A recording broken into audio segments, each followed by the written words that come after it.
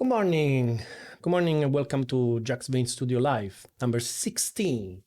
We're live 3 times a week on Twitch, and we're working on a sailing game simulator prototype. And today is been pretty much exactly 1 month since I started this new adventure.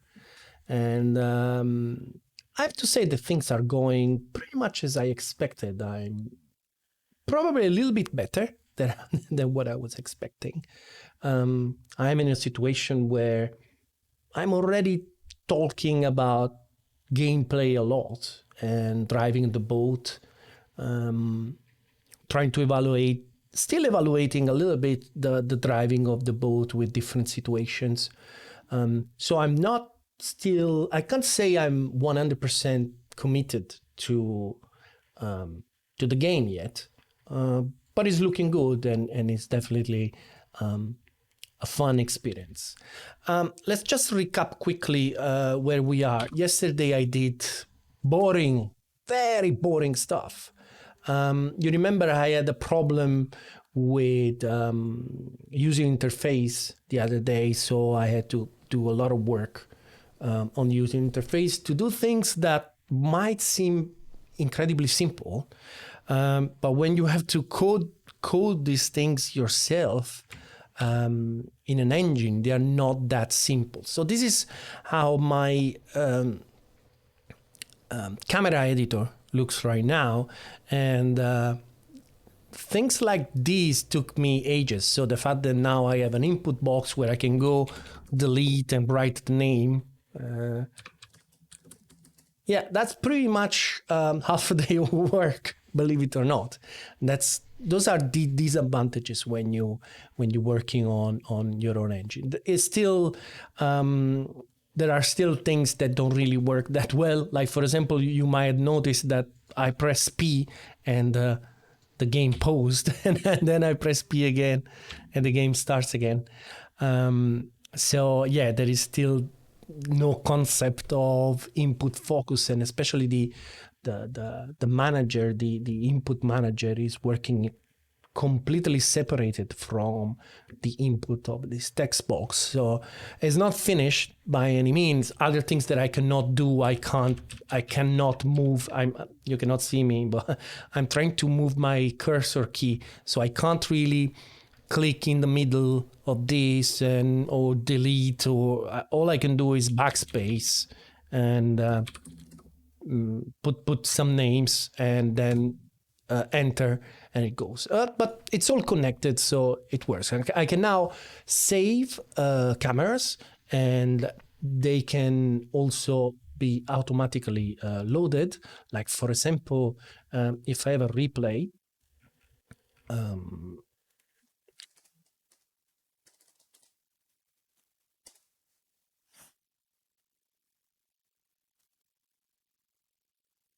well, you saw already that I had already cameras in my editor. So if I go to the TV camera, I can now see the cameras that I saved last time.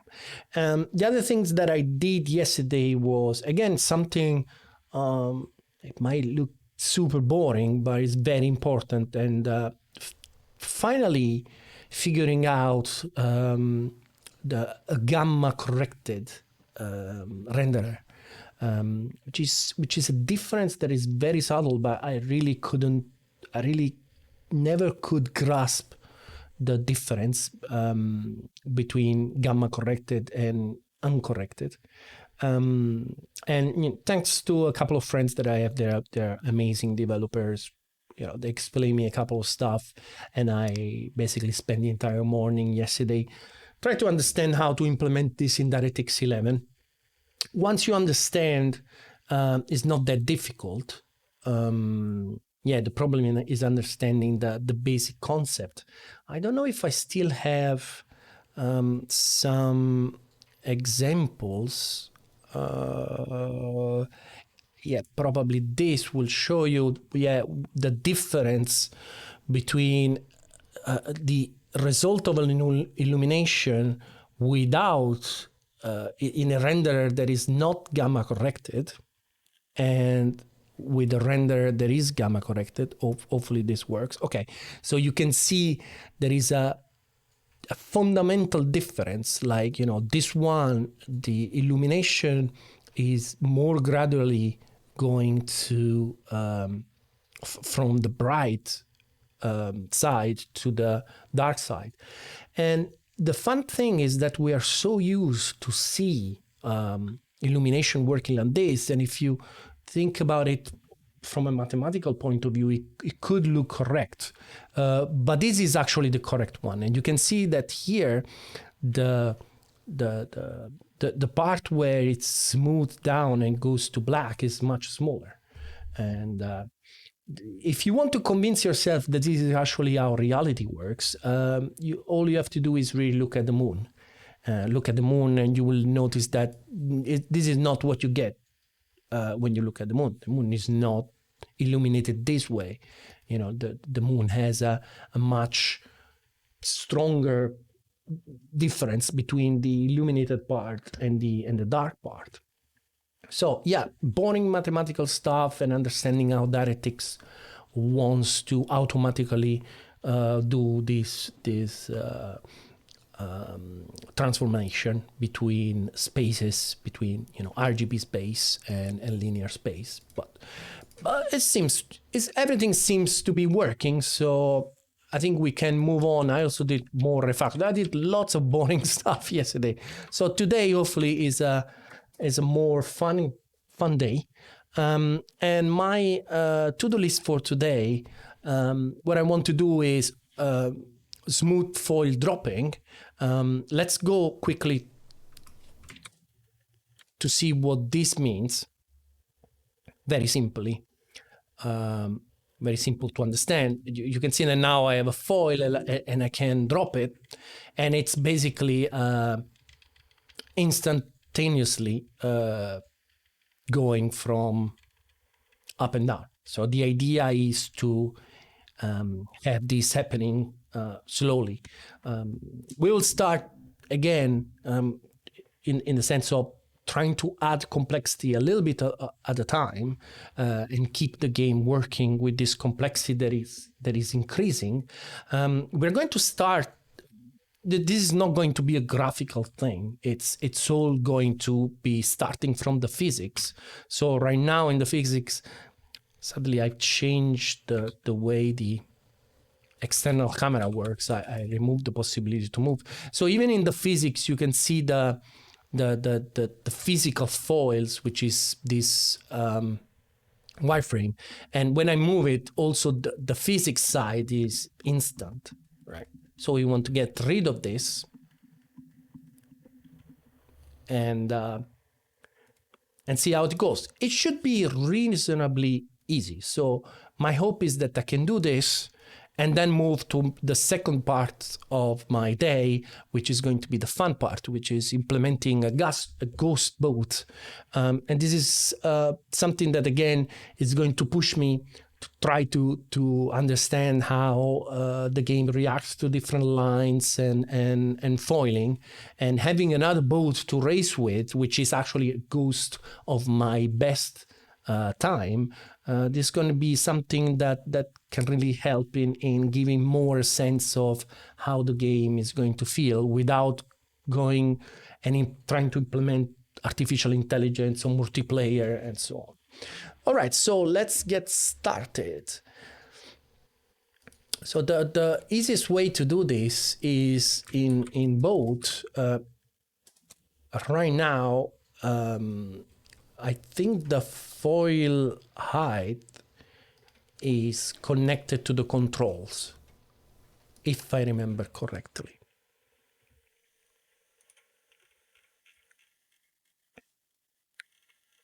So let's see. So yeah, so I have this control bore down, and this is a value that goes from 0 to 1, which is correct. It's basically what the controls are commanding me to do. So what I am to do is just introduce a local a variable into the boat.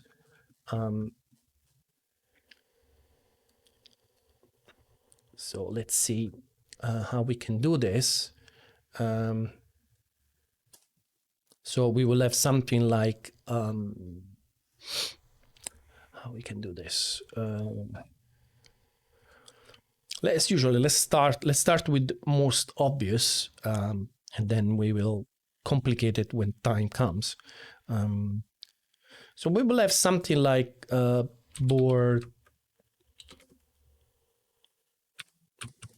height, right? So just simply going to be an F32.2. Very simple. And the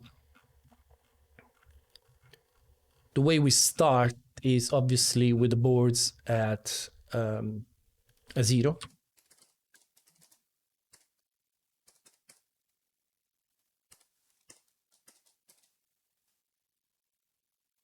Okay.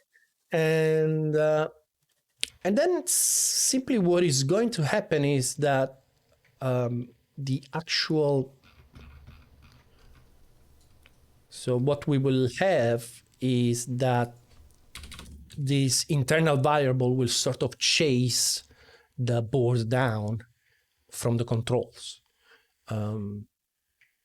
So I used to have a function in my mathematical libraries that I like to call converge, which does exactly that. So let's write this function, which is basically, so converge seems to suggest that I already have a converge. I already wrote this. Oh, amazing. Haha, that's good news. I already have one. Does it do what I want? Converge. Target at speed, just go there, blah, blah, blah. Okay, it does exactly what we need. Good morning, Tata. Okay, so what we want to do is simply self board height I is converge with the self board height I and where we want to go. So controls. Sad Dragon with question. Thank you very much for the follow. Controls board down I. And as far as T is concerned, I have no idea. Let's start with 1. Let's start with 1 and see what happens. Okay, so after we've done this, so instead of, let's see how this works. I already had a, hold on, I already had a board height. Yeah, I already had a board height. Stupid me. I was already, I think when I did this, I was already planning to do this, so it was already there. Right, so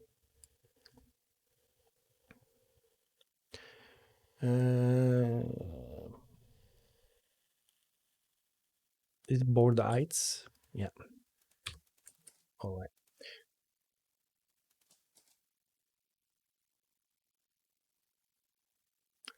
Okay, this is okay. So this is a, okay, so what we should do is we can move this one up and we can call it target height. So if control board down, blah, blah, blah, blah, blah.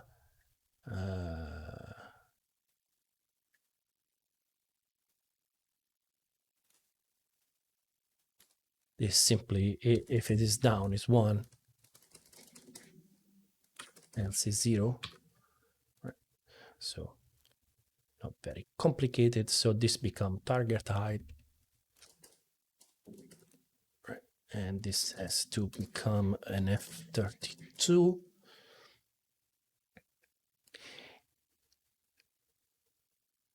We don't have a DT? Of course we have a DT. Is it because I wasn't using it yet? Okay. And interestingly enough, this should be all we need to make this thing work. Yeah, let's see.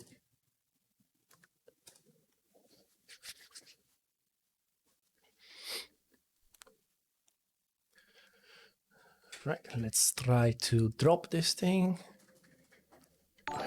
Straight away, it doesn't work at all. So it doesn't work at all. So let me see if the physics is doing something.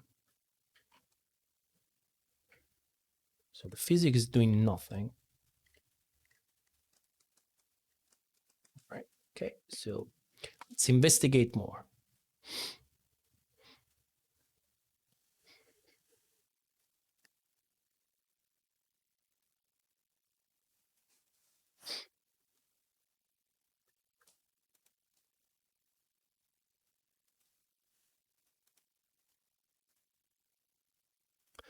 Let's investigate more. Let's try with the debugger.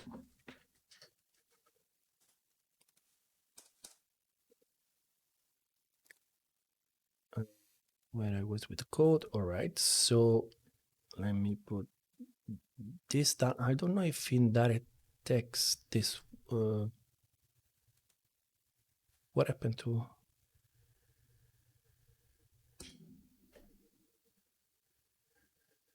all right, so down and stop here. All right, so okay, so controls tells me that board down is false for both, which is not what I expect. Let me try again. F5. Is it because it's just a Boolean? Okay, so it doesn't really tell me. Okay. So I think it was a Boolean without a state. So what I was doing before was a Kunos. What I was doing before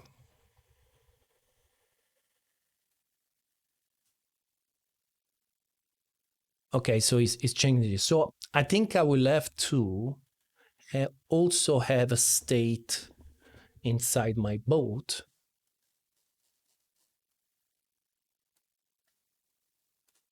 So what I need is a board by target.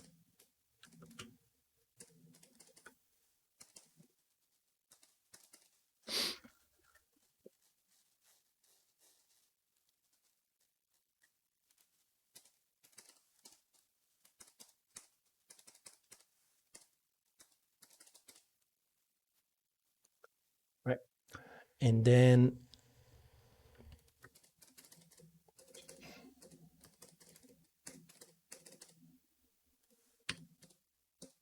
where are we? All right, so how this works is, okay, so if controls board down I, then I invert the thing. Solomon Marvel 97, thank you very much for the follow. So if the board down, should I have it? I think I should have it. Should I have it as a float or as a Boolean?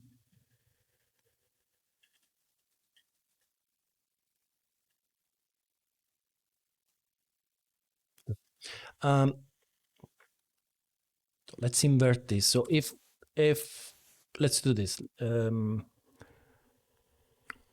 So self board head target I is going to be if self targets more than half, right? We assume he wants to go back, right? Otherwise, it's one.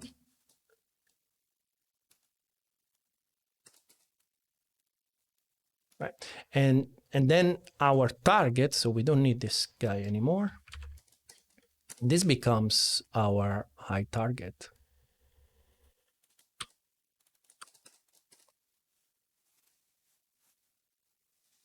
All right, let's see if this is better.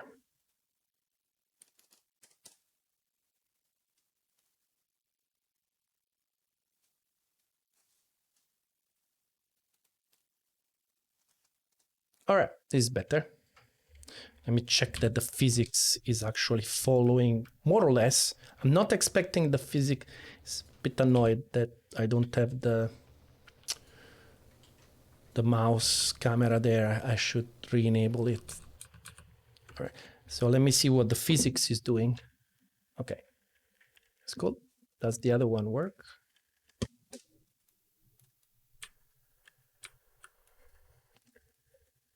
Interesting, this other one doesn't work. Okay. Work.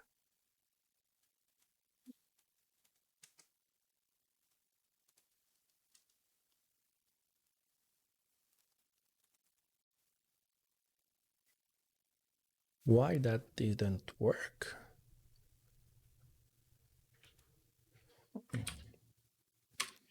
Why the right side doesn't work?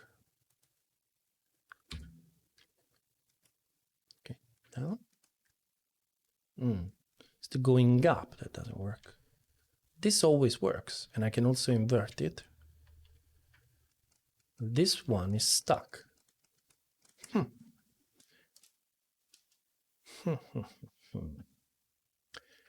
Did I? Ah, here you go.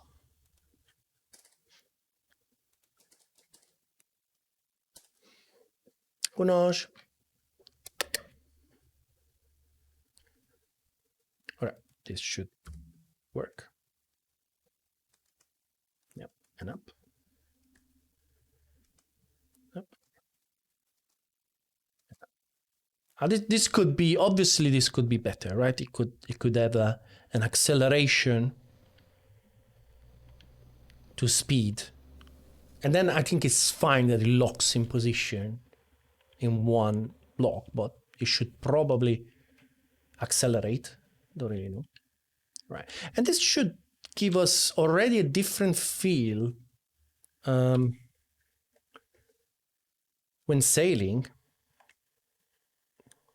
because it shouldn't give that kick that I was getting when trying to lower the board before attack. I added a little bit of waves today, and makes especially initiating the foiling much harder. You see that I'm struggling. Finally we're foiling.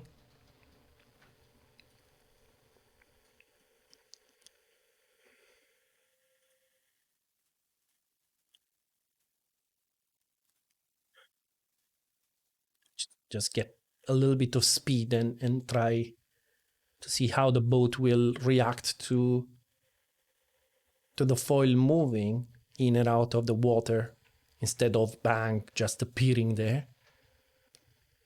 A little bit slow. Okay, we're going faster now.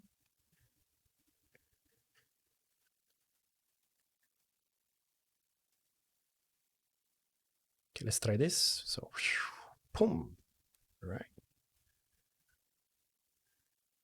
Change side and race. Very cool. Very cool.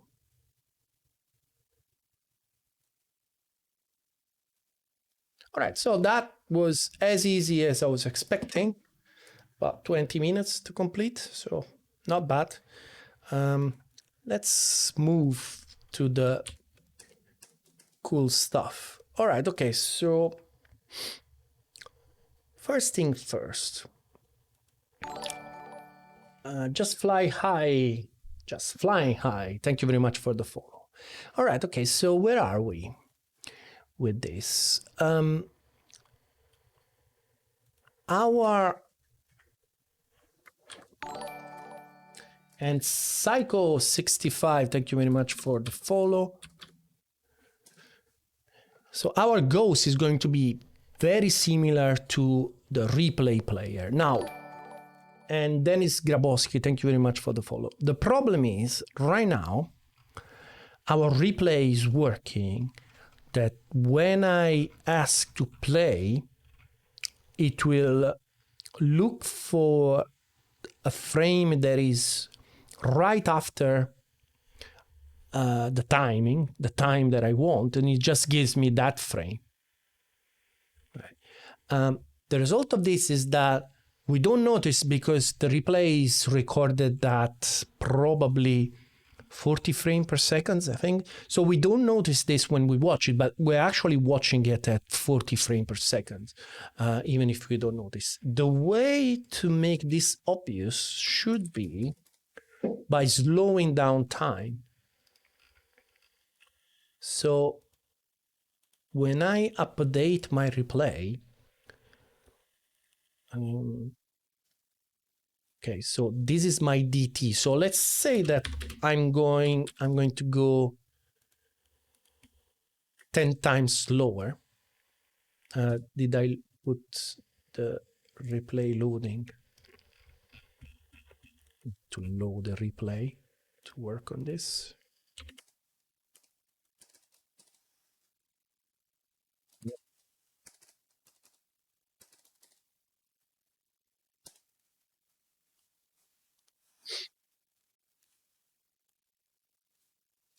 Here you go. Okay. So now we can see it very, very clear. So we are going at 10 times slow motion, and it's not a slow motion. It's a sequence of frames, because that's how our replay works. Now, if I implement the ghost mode with the same system, it's not going to work. I will basically see the ghost moving, how you say, stuttering around. So in order to fix this, I need to make this smooth. So when we see this, we should see it smooth, right? Okay, so I should have most of the stuff needed to implement this should be already implemented. So what's the idea here? The idea here is that we need to interpolate between two frames, right? So the first thing that I'm gonna need is, for sure, a state interpolator. So interpolate, well, although I never use interpolate, let's call it lerp state, lerp physics state. Right? And what we are getting is a first state, what is the simulation state, okay, and the second one, simulation state, and we also getting the current time as an F64, and we return a new simulation state from this. All right, okay, so the first thing is we need to figure out where we are in between these two, right? So the way we do this is let the T of this lerp operation is going to be basically, what is going to be? It's going to be S0 timestamp. No, it's going to be current time minus the timestamp divided S1 timestamp minus S0 timestamp. Right? So that should give us a 0, 1 number to interpolate this. Now, I don't really care about interpolating everything, but I really care about interpolating the boat. So what can I do is I can start with my result. So the result, let's say, is going to be S1, right? The state after. And I'm happy with that. And then I want to go through, this is now assuming, I'm assuming lots of stuff. I will have to come back on this because I'm now going to assume that there is the same number of boats between the two states, which is not true. But let's assume this. So let's say for boat state, no, let's do it with the index. So let's do a for I, or I could do something very functional with the zip, because right now I have two vectors and I want to do an operation on these two.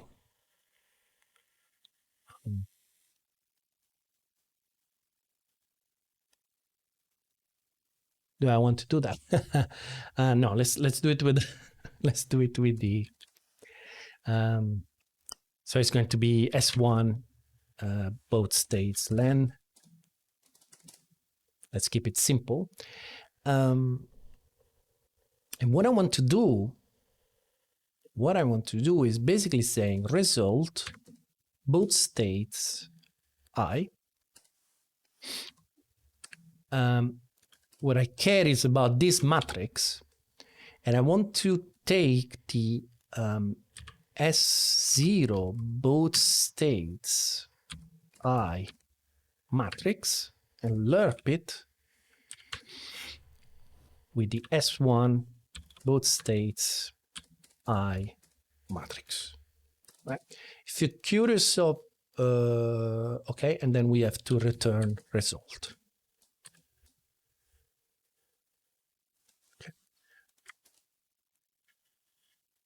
This is missing an in. Okay, and we have to pass the t, and we calculate it. Mishmash types. Expect an F64. Why are you expecting an X64 if this is a mat F? Matrix lerp. Why you're expecting an X? This is an S. Okay. So let's just do the conversion here. Happy about that? Okay. I was saying, if you're curious about what this lerp does, it's a very convoluted way to do it. I basically go in C++ land to do this. And in C++ land, what I do, I'm using the XN, whatever they call it, the DirectX math library. And what I'm doing, I'm converting this to quaternions, the rotation part of this matrix.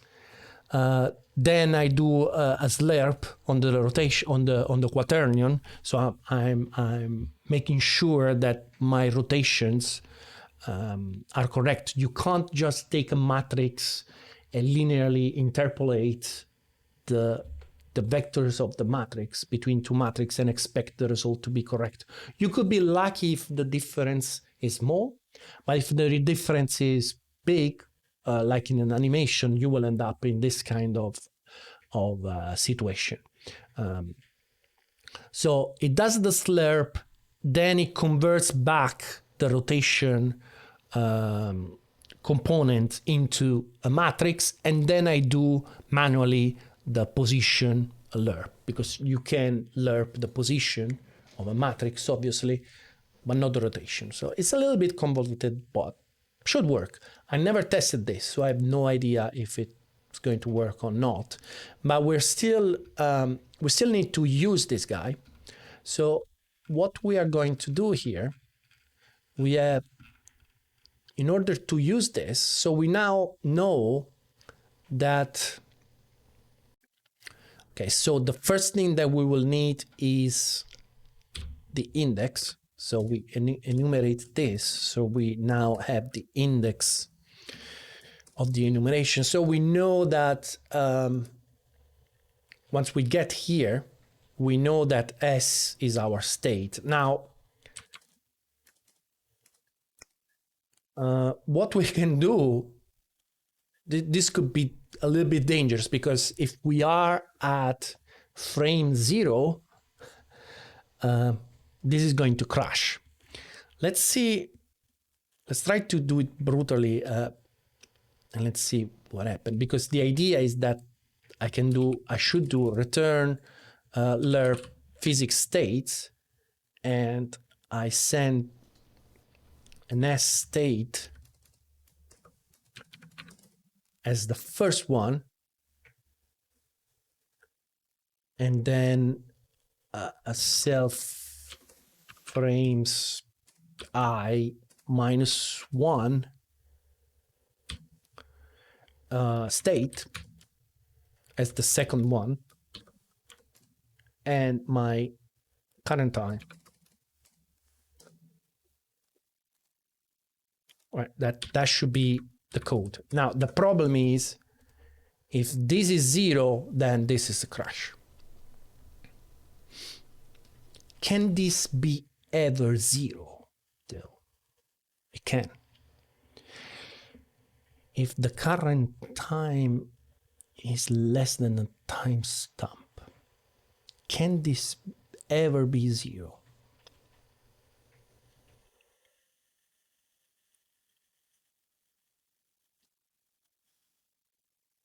Well, fix is very easy. If I is 0, then just return as state. So no problemo there. Zio Yuri, good morning. Right, that should do it. That should do it. So now in theory, we should see a smooth, hopefully that lerp. There you go. Here we go.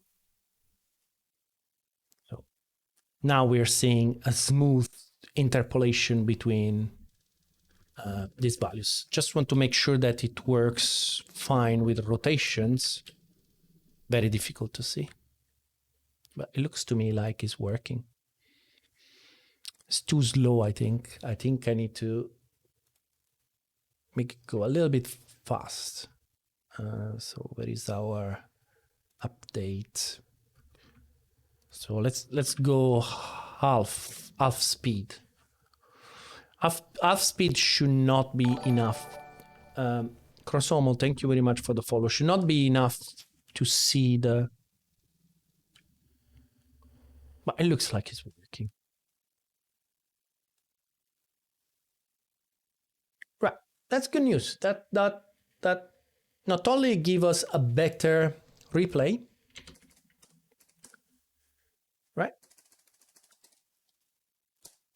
It's nice that I already have the functionality ready to do a slow motion, which is interesting. So now we have a replay that is smoother. It's not 40 frames per second anymore, but if I'm doing, hopefully I'm doing 144, maybe a little bit less, then I get all the frame of the animation. And hopefully you will notice that I'm getting better at driving this thing. Let's see this stack. This stack looks way better than usual. Touch the water a little bit. In this replay, I still had the boards going down violently. Let me see the next.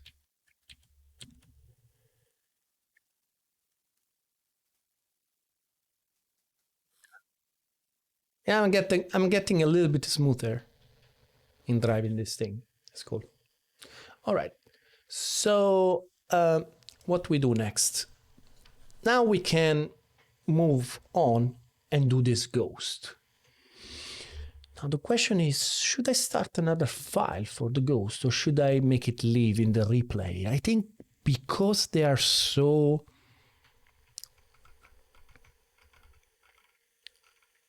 similar,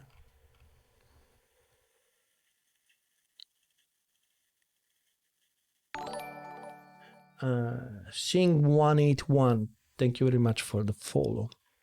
Because it could either be here or it could also be where I have the avatars. So this,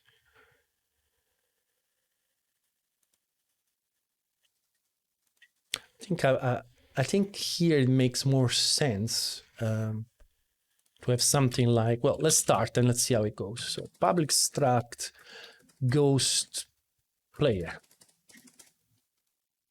Okay, and this is going to be similar to, somehow similar to this guy, to what the replay player has. Probably I don't need, definitely I don't need the current time, for sure. I think I only need the frames for this. And I think actually it's not really a replay frame of this, but is a vector of both fixed state, because it's only talking about one boat. Now, the difficult part is going to be to extract right now a ghost from a replay trace, right? So let's start by saying, let's try to start saying ghost player, how we create it. Pub fn new, we could create it from a player. That could be a way to do it, because the player loads the replay. So let's, or actually I could just be even more generic, because what I really need is frames, right? Which is going to be a slice of simulation states. That's what it is, right? So we want to create this guy from this. Okay. Interestingly, both physics state does not have a timestamp, so I think I need to have it as a tuple. Otherwise, I won't be able to do any kind of interpolation. Okay. So, so in its most simple version, this will simply be let frames equal the frames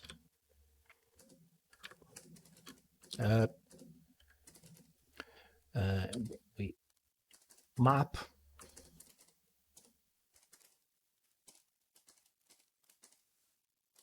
simulation state collected, and we can just, again, assuming brutally that we have one boat state,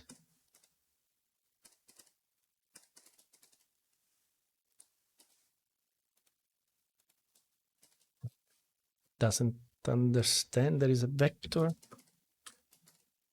There's something, okay, hold on.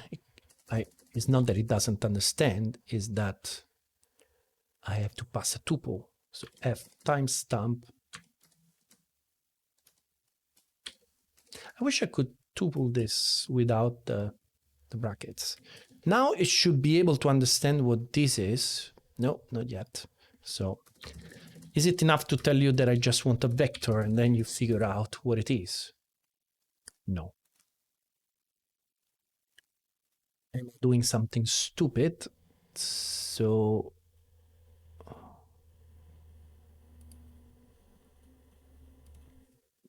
collect should be the last guy. Am I putting?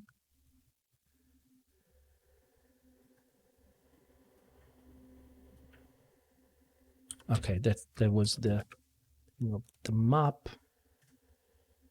No, so the thing map finishes here, and then you have collect.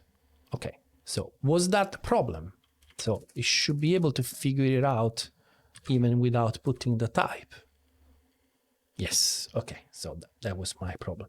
Okay. So that's the easiest, right? But that will just copy the replay.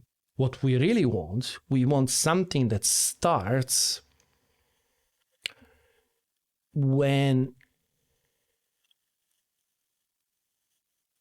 the current time starts.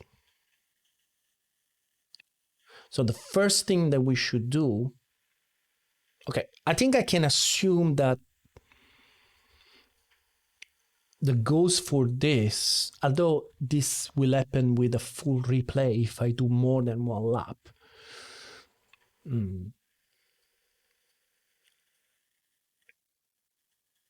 Because one way would be to split this into different vectors of different laps.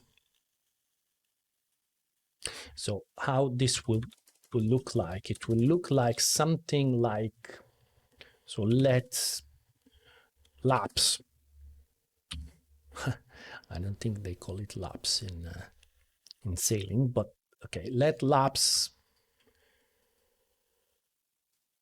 So lap is going to be, let me write the declaration of what is going to be. It's going to be a vector of vectors of both physics state,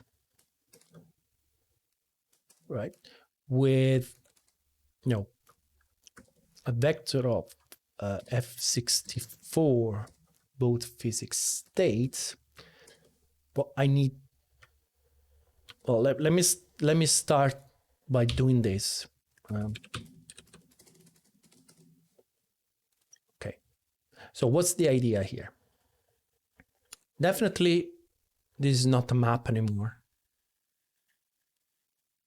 This is not a map anymore. So all this work we did for this one, we don't need it. What we need is frames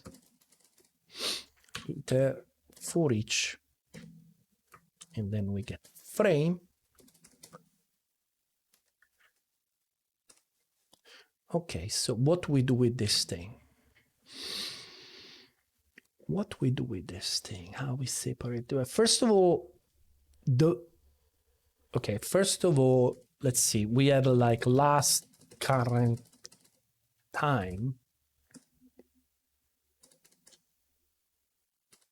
Okay, so the way it works is,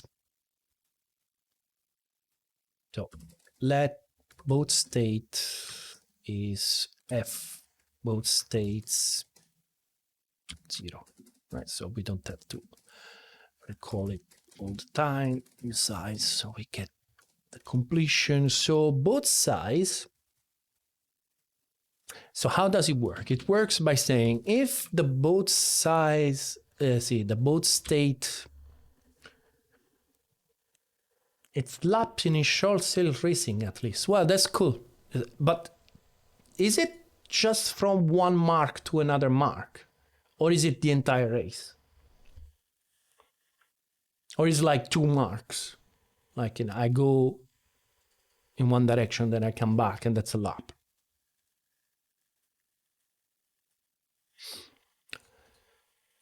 So if current time is like this,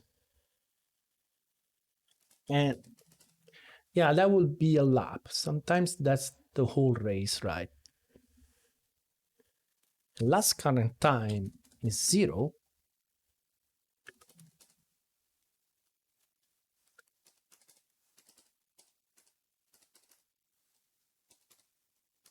So that's a new lap.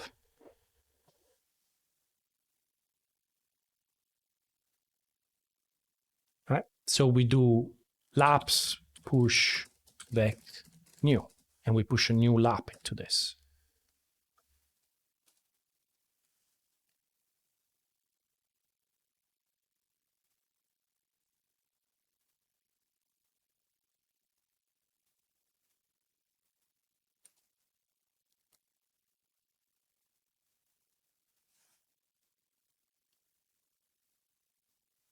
At that point, if BS current time is more than 0, we record it. So we do laps, last, mute, unwrap, push, F, BS clone, right? So that, no, we need to put the timestamp. So the F timestamp.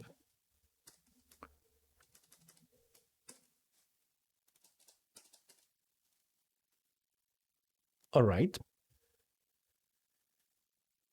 So at the end of this, we will end up with these vectors of laps. Now, what we have to do, we have to choose. We have to choose.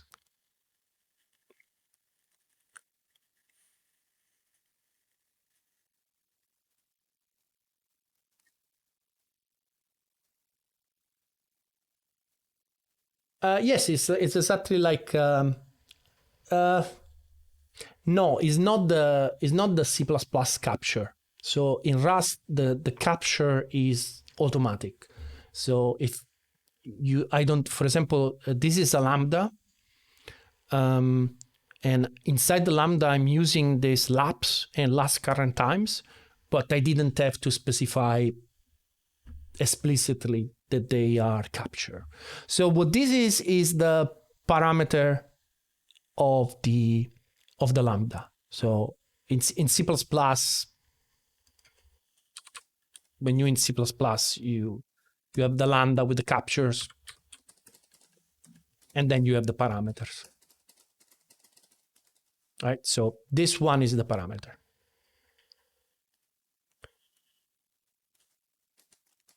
So F is a collection of simulation state, and I'm calling for each, and this is the object that I'm iterating over. All right, okay, so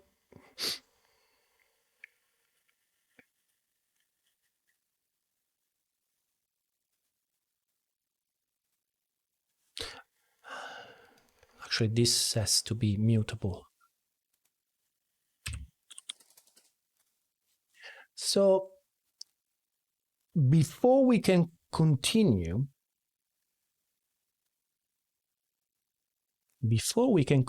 I need to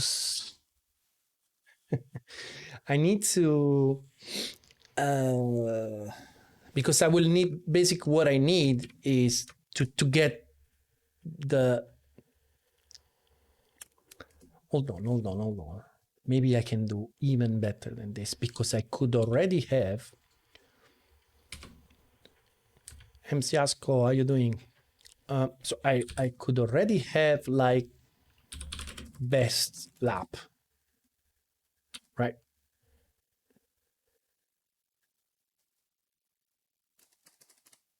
Let me think. So I could have best lap, I could have current lap,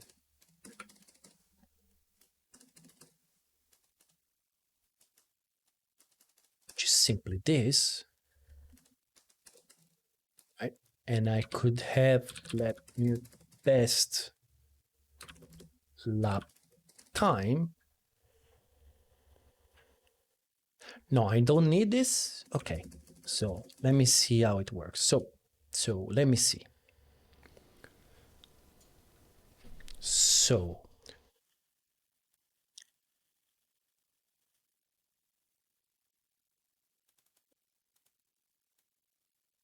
this happens, then current lap, and we start a new lap, which is much better.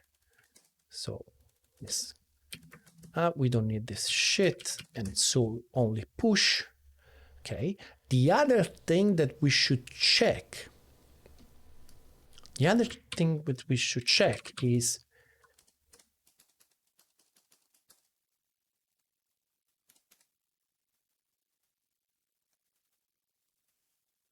how we can do this.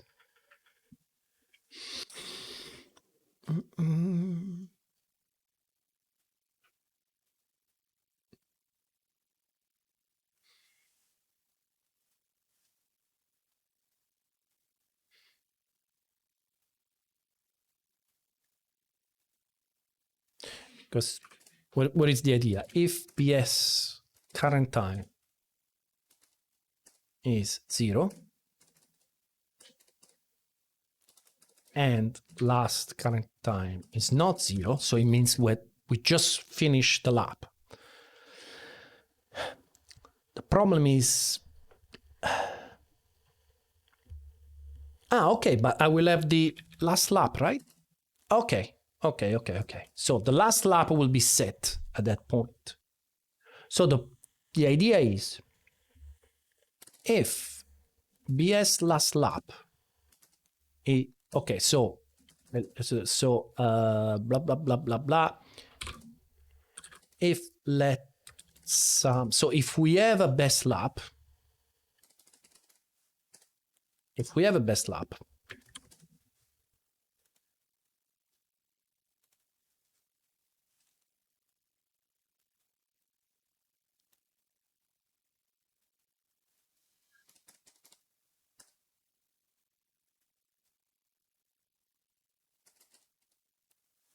yes, I live in the Netherlands.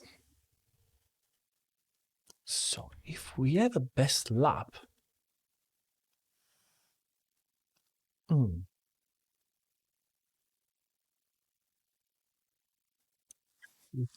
best lap. Italian with Dutch wife? No, it's more complicated than that. Italian with Filipina wife. So your next question will be, why are you in the Netherlands?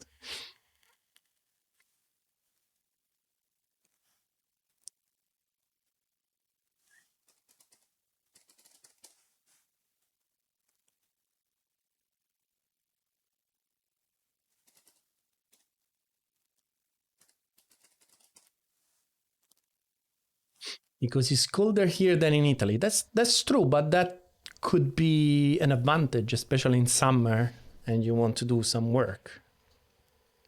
Yeah, sometimes I miss some warm weather, but yeah.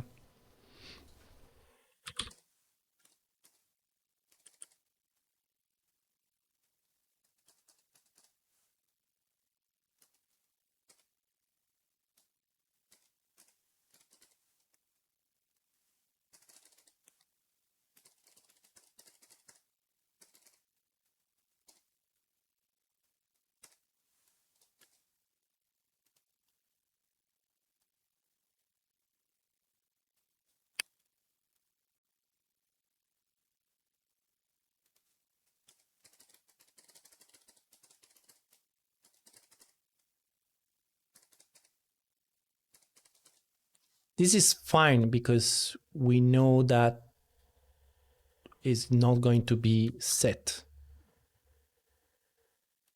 What's wrong with this? Best lap time F64. And this is, okay, this is an option. Marcus Green, thank you very much for following. Okay. I would suppose that this is fine to unwrap at this point.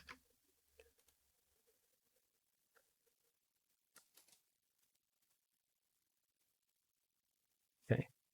So if you don't have a best lap, we create a best lap and we set the best lap time to that. While on this one we do, if we do the last lap is yes, last lap unwrap. Buongiorno Marcus Green, unwrap. And we do, if last lap is less than best lap time, then we do the same things.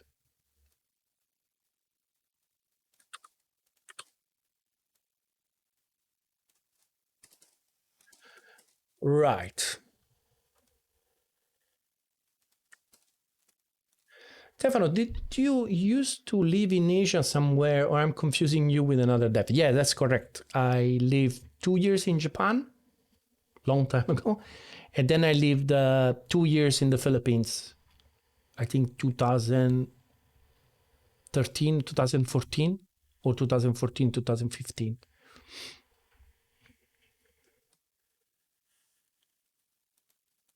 Okay, so I cannot do this. I cannot do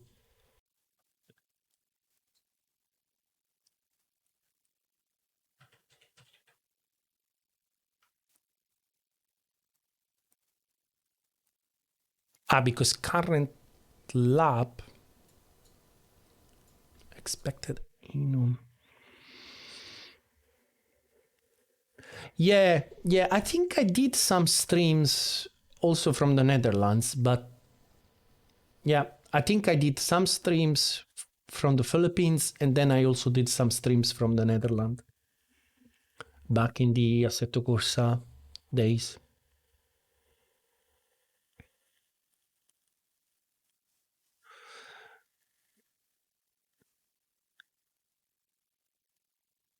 Let me clarify what this is. This is an option of a VEC F64 boot physics state.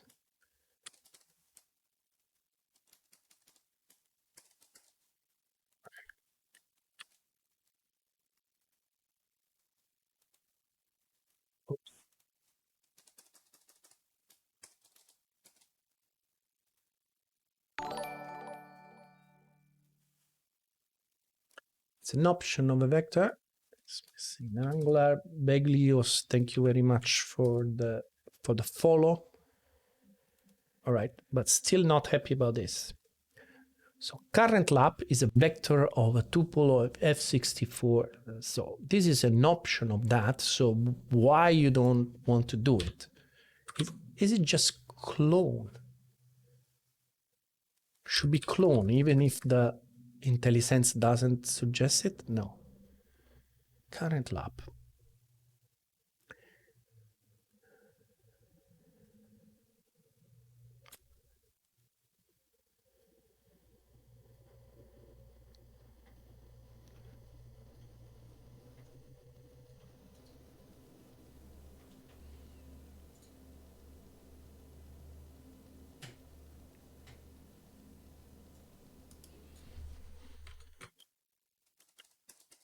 Why this doesn't work?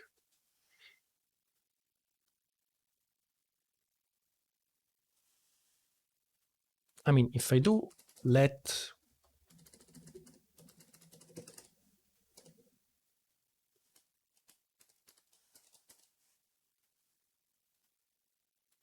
so you like this, so why don't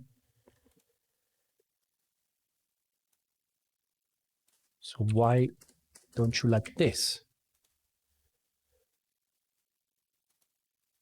Best lap.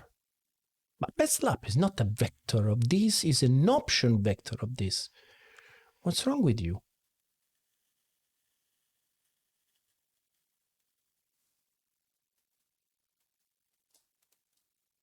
Because I overridden the best lap here. Okay. All right. Okay. So let me do this. Can I do mute like this? I don't think I can. And then just this.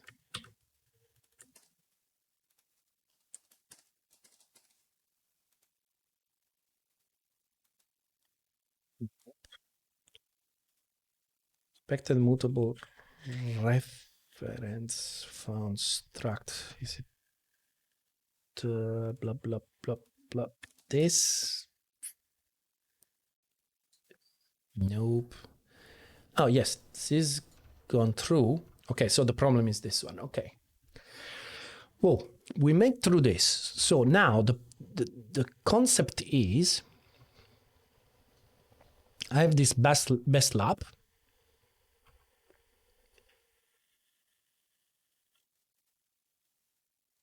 And frames should just be, so let frames if let some best lap.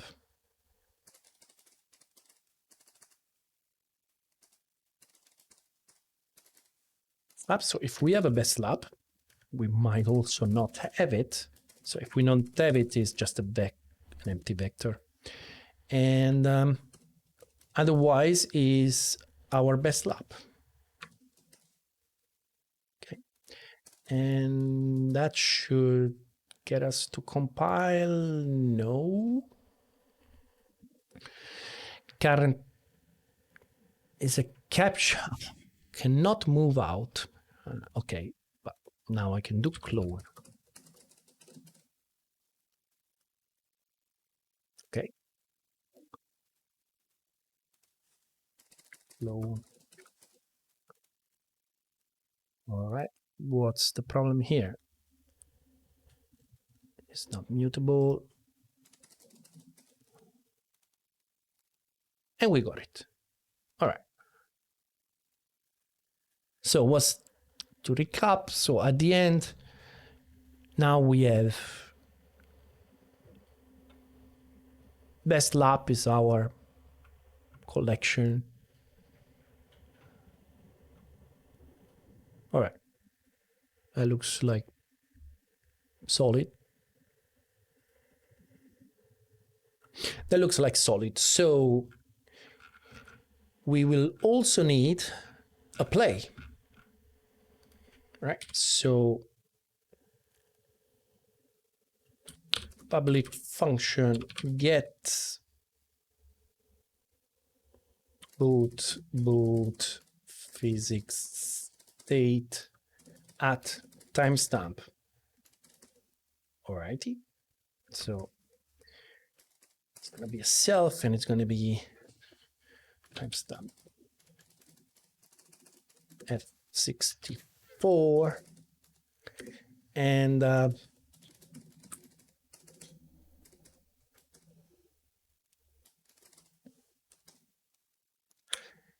can I do a option reference of both fixed state? Although I can't be, I will be creating a new one, so I can't do this. All right, so the idea is very similar to what we did here. Ciao, straccio.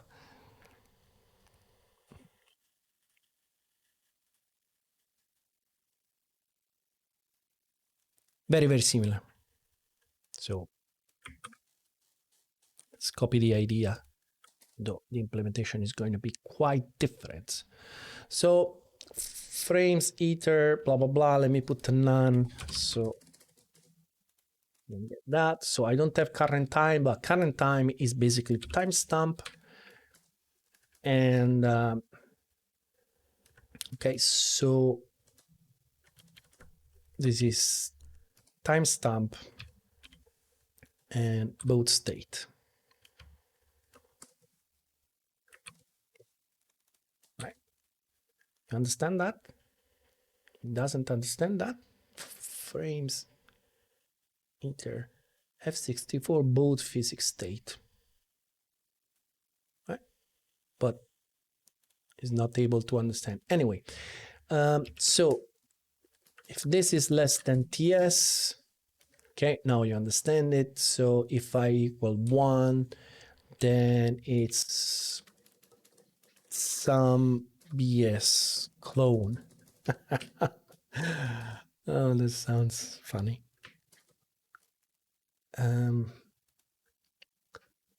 What's wrong with this? Oh, shit, come on. Okay, so we got this side of the then lerp physics state, but we don't need all this complication here because we only have to do the matrix,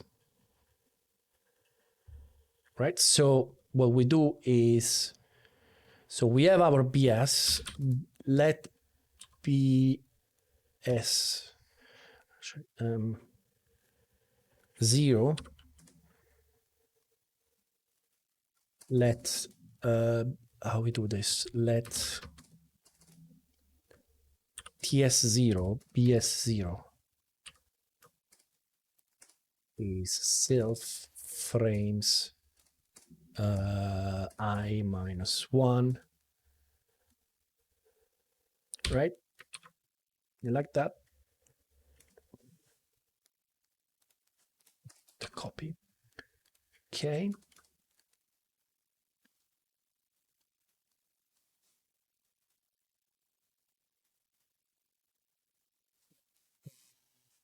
Then what we do with this?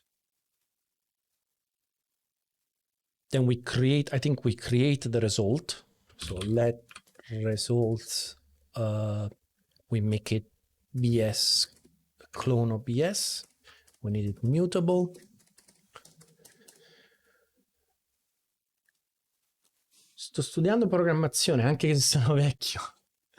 Capisco meno della metà delle cose che scrivi, ma comunque provo a seguirti, con l'intenzione un giorno di rivedermi tutte le puntate dall'inizio e capirci un po' di più.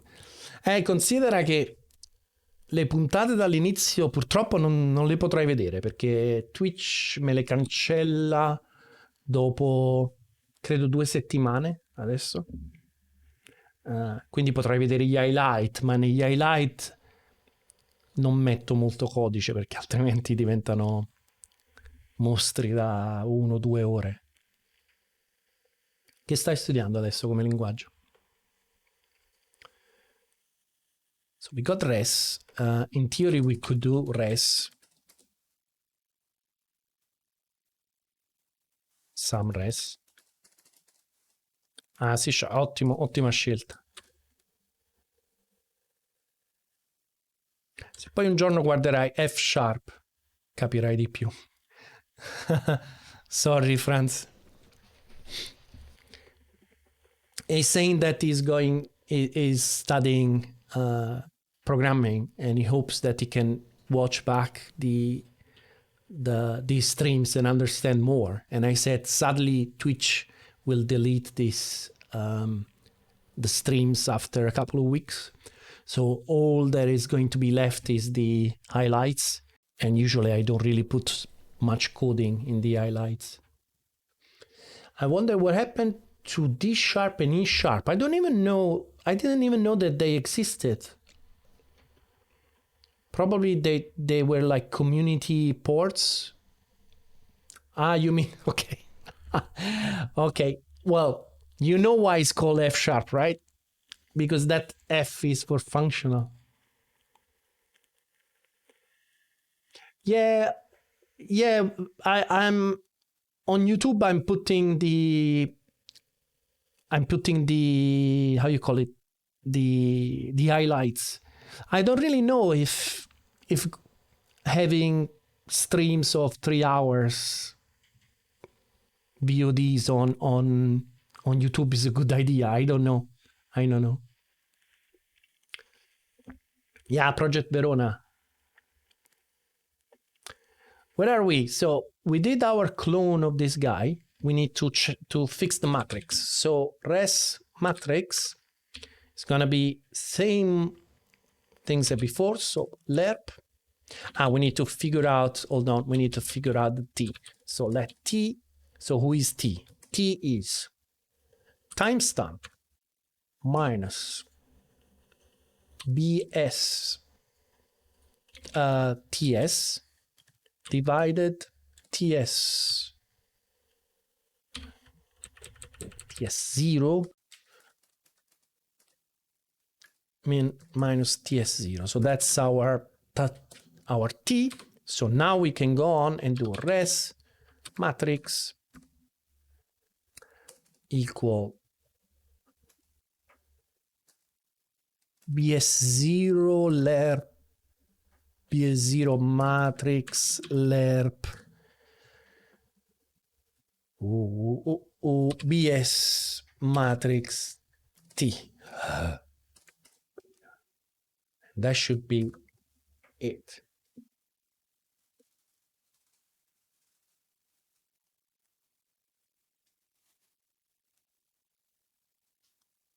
What's wrong with this? Yeah, same thing as F32. Okay. That should be it. Now,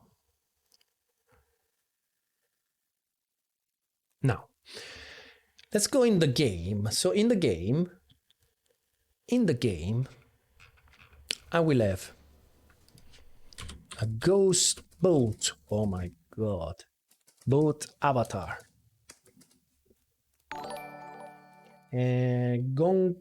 Goncalorod. Goncalorod, thank you very much for the follow. Now, this ghost boat, let's create it. Let ghost boat, well, it's pretty much this guy, isn't it? Let's give it the anime. Now let's give it the pink one, the unicorn skin. So it goes there, blah blah blah, text to store, all nice, all cool. Ghost boat, and ghost boat is here. Alrighty. Then in update,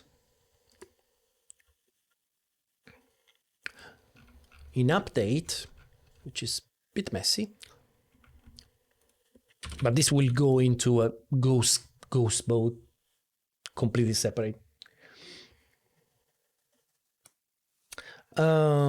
Update ghost boat. All right. So how does this work? This works by saying if, okay, first of all, I need a ghost player. All right, this so ghost player.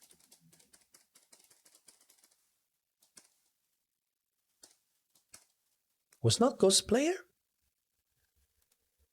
was ghost player, wasn't it? Ghost player. Come on, man. Come on, Rust Analyzer. No, I will give it to you manually. No problemo. Replay ghost player. So we have ghost player. How we create this ghost player?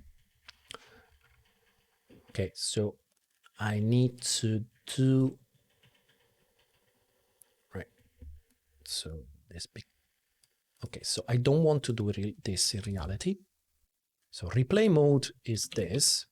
How we create the ghost player? The ghost player. So let ghost player. How we do this? Should I create an entire? Do I have something to load frames? Yes.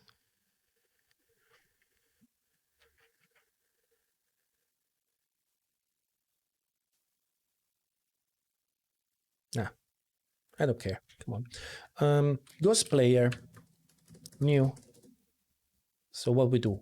We do replay player, which may sound weird for now, but bear with me. Load the, what is it? The test replay. Test replay. Let me do it in two steps. Let replay player is this stuff.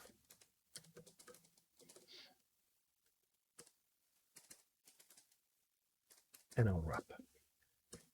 All right. And ghost player is replay player, but yeah, I can't see this, but I don't care. I just do it public for now.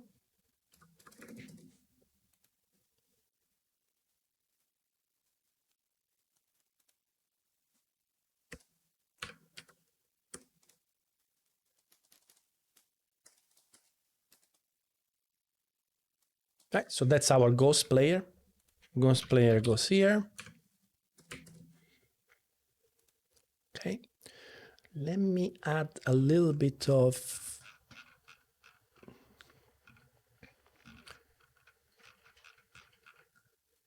just to be sure.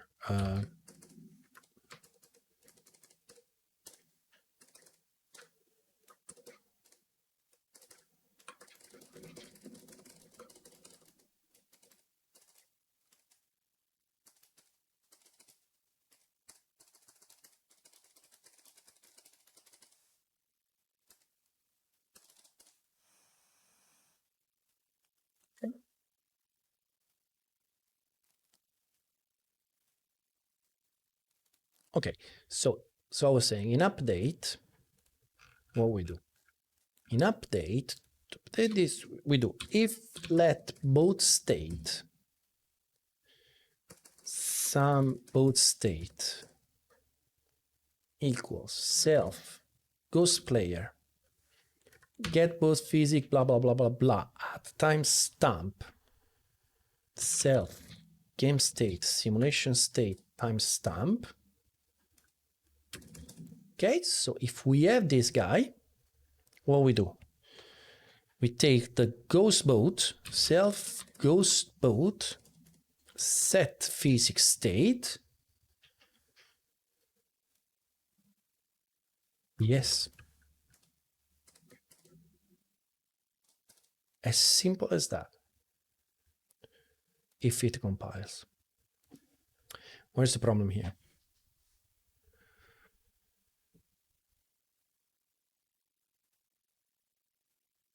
Ah, okay. Because ghost player wants the, oh, let me do the conversion right here, but they will not share the data, so this is just to make it work with the replay that I already have. So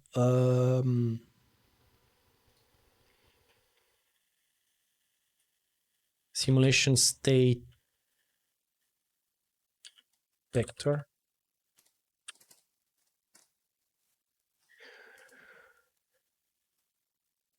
Actually, can I create an array? Probably can. So replay player frames map meter map frame and just give me the state.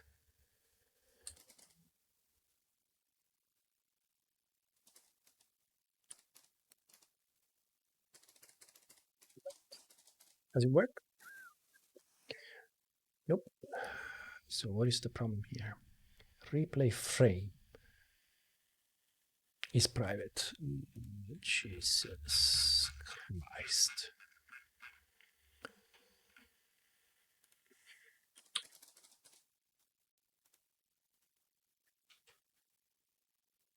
Okay, probably I can't do this.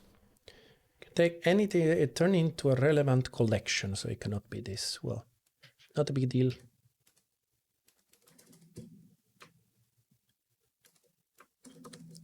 Give me a vector. I'm happy with the vector. All right. And then SS vector. SS vector. That should work. Not yet. It's behind the share reference clone.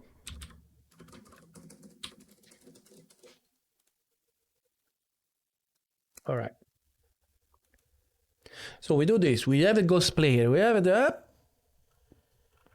There is one thing left, which is when we update that is not really. The time is not really the.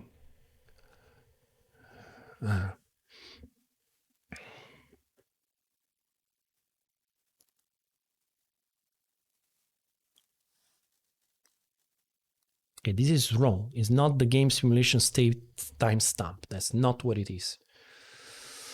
It's way more complicated than that, isn't it?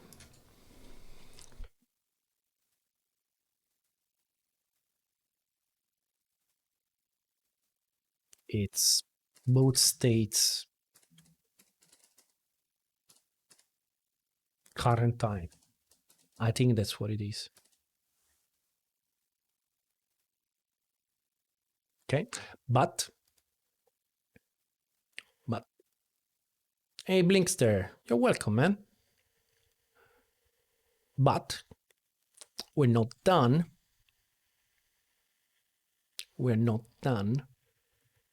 Because I think when we do the best lap, what we really want to put is not the timestamp in here, but the current time. So when we put in the current lap, it's not this, but it's actually this current time, right? Which means that probably we don't need this. We still need that F. Okay.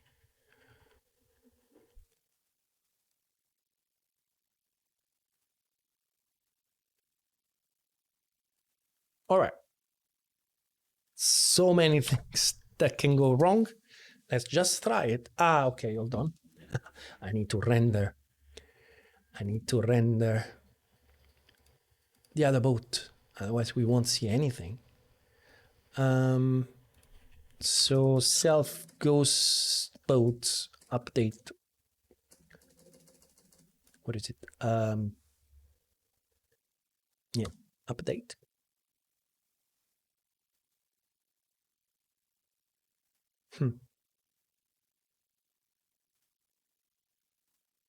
I don't like the team point manager there, but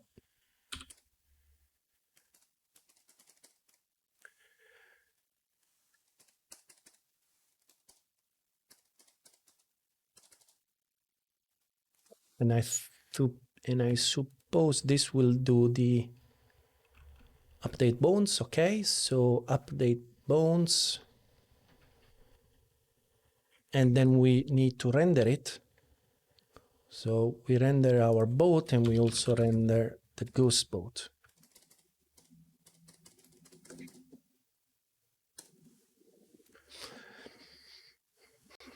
I will be incredibly surprised if this works.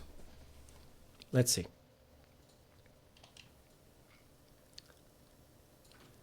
Do I have... Okay. Hold on. I see something I like. I don't understand why it's got the same texture as me, which is something that probably I will have to... Just want to check that I put the unicorn. Yeah, okay, but it didn't work. Interesting. Well, we'll fix this another day or later. Let's see what happened. That's what I was expecting. So that's their boat stuck there, waiting for me to start the lap. So in theory, as I start the lap, it should also start. Let's see. Let's try to get foiling.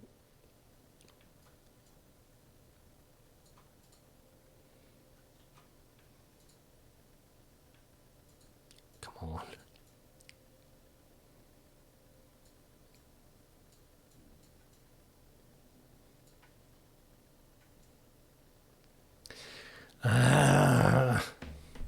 Need to get patient. If you try to lift before you're fast enough, I'm getting impatient. Come on, bot.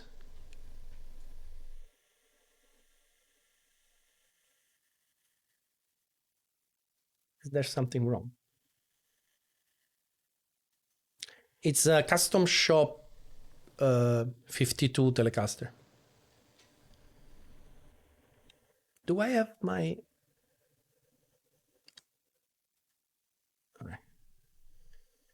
Let's go on this other side. Let's see if we can start.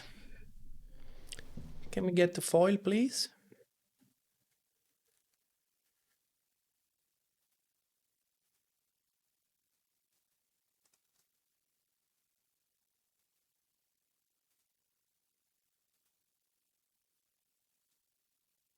Did I break something?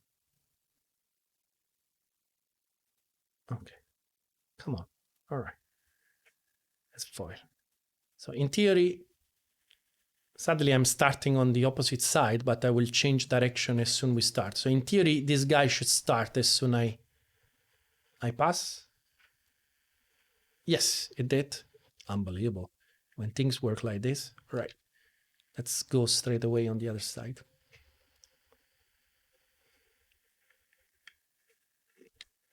Oops.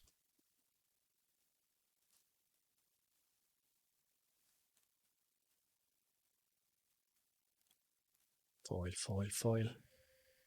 Come on, accelerate, accelerate.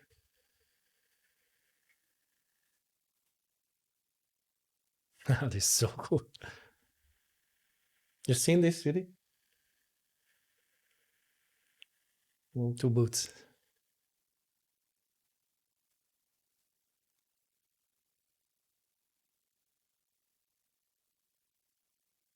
Where is my target? I'm completely lost.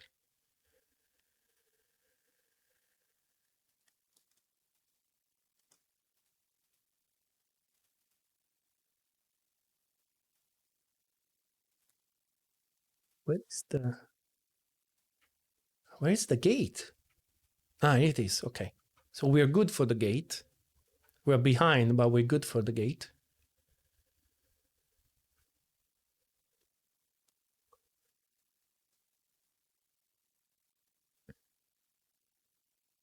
I'm amazed that this works. Completely amazed.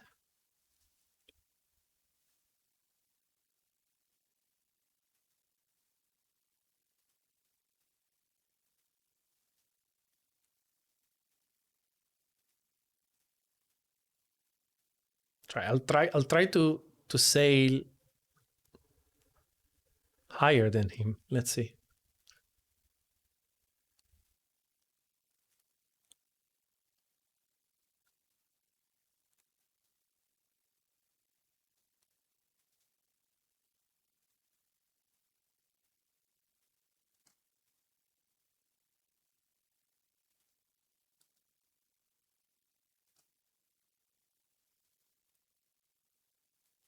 I lost badly. Right. So in theory, this is either going to crash now, or the guy should stop there. Okay, perfect. Stops there. So now in theory, I should be able to go around, start again, and he should start again.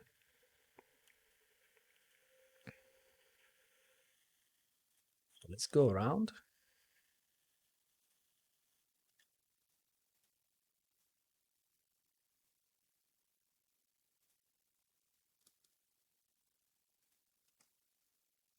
All right. Now I'm going to start way faster than him and go on the other side. And let's see how it goes.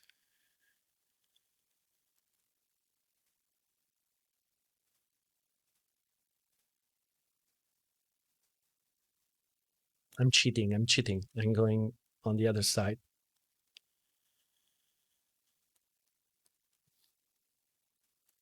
So did it start? Yes. It's amazing. It's working. Okay, so let me ignore. Let me try to go as fast as possible, as high as possible. And then we see where we are. Oops, don't touch the water. All right.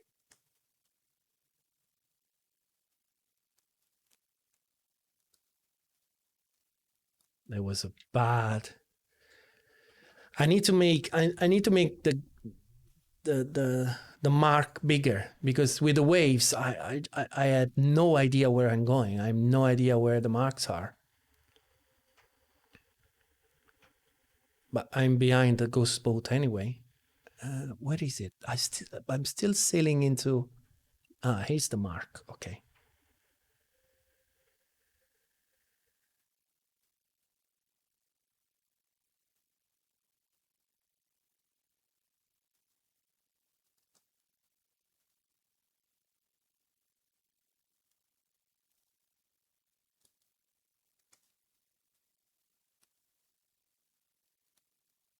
Still can't catch him.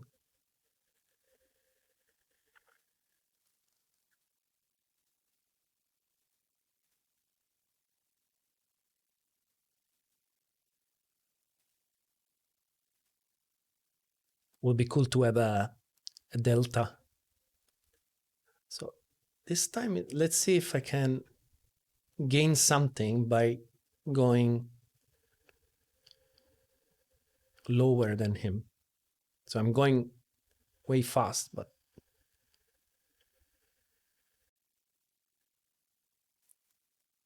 51. I'm a little bit too fast. Still lost it. Yeah. Track air support. Yeah, definitely. I'm not a fan. I tried it. I tried with flight simulations with the EL2 Flying Circus, which is my favorite flight simulator, of course. I just couldn't get used to it.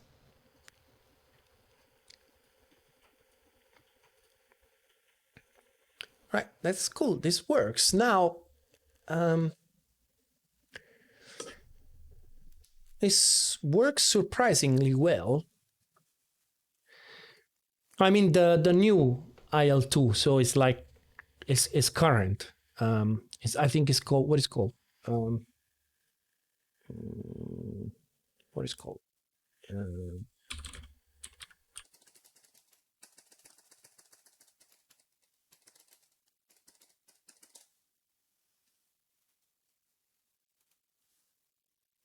Yeah. So the Flying Circus, yes, it's an extension to the Battle of Stalingrad, but Flying Circus is the World War One expansion to it, and basically these are the same guys that did what was the other? What was the name of the World War One? Rise of Flight. Rise of Flight. Yeah. So the physics is like an evolution of Rise of Flight, and looks amazing. Looks amazing. The only problem with these things is really the artificial intelligence is not really that good. So I remember flying with the artificial intelligence and thinking, oh my God, I'm a total badass. I'm so good at this thing. And then I tried to fly with some of the guys in Kunos Simulazioni that are very, very good at flight simulations. And they completely murdered me. And there was no way for me to get the AI to perform at a similar level to them. Plus, yeah, there was one guy that was with the track ER, so he could easily, very quickly track the situation around him. And I was with the Oculus. And for an old man like me, flying simulation with the Oculus is really difficult because you have to look around, and at the end my neck was totally sore from looking around and try to spot Manu coming from above, coming from below. It was a nightmare. Cool experience. Right, and then I bought the Track IR and I tried a couple of times, and I get instantly how you say, I lose orientation. If I try to look on my side and keep flying the plane, I cannot do it. While with the VR, I can do it without problems. I can look around me and doing the typical exercise that you try to do is to point at a point in the ground over your wing, and you just try to circle around it without losing altitude. So you just try to keep that point at 90 degrees. And with the Track IR, I just couldn't do it. Yeah, even with the plane in view. For me, the most difficult thing was really to try to go with Angry Ingens. Was really when trying to, when I was near to 90 degrees up, right, in the virtual world. For some reason, the view will slightly rotate like this. So it was 90 degrees up, but then slightly rotated. And it made, I felt like I had absolutely no control on the view. So, yeah, I like, but trying to fly without Track IR is even worse. Like, especially if you try with the Oculus and then try to go back to the monitor, it's like, oh my God, this is impossible. Unless you're using the indicators, as a HUD, the arrows that will tell you where the enemy is. But that, yeah, when you go online, most servers don't allow those. So really, if you are just with a single screen, forget it. And another thing that is really needed is things like pedal and joysticks. So yeah, that's one of the things that I'm not a fan in Flight Simulator. It needs so much hardware to make it work.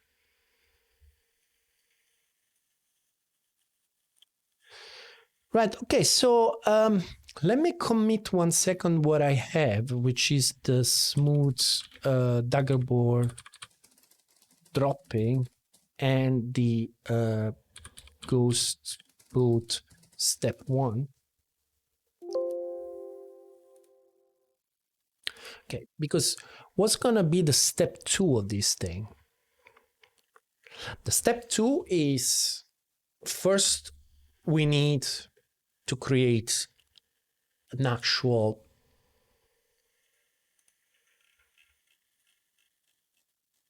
dedicated object for a ghost.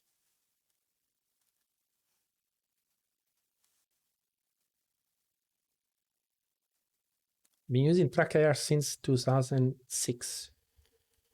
You also use it with racing simulation. That's funny, because I really don't see the point in using it for, well, okay, I can see the point. The point is that you can set up a much lower field of view, so it will look more realistic, but you're still able to look into the apex of the corner, right? I think that's the point in using that, right? For me, when I'm driving with the screen, anything that moves on the screen is just something that, for me, is like is forcing my brain to interpret one more layer over what the car is doing, right? It's like my brain wants to know exactly what the car is doing, right? Exactly where the car is pointing. So if I have that, and then on the top of that, I add the movement of my head doing like this, or even those ugly, add-ons that will turn the camera with the steering wheel or with the G. Oh my God, that's like, you're just forcing your brain to get more and more, interpret more and more layers of motion, and then you lose control of what the actual car is actually doing.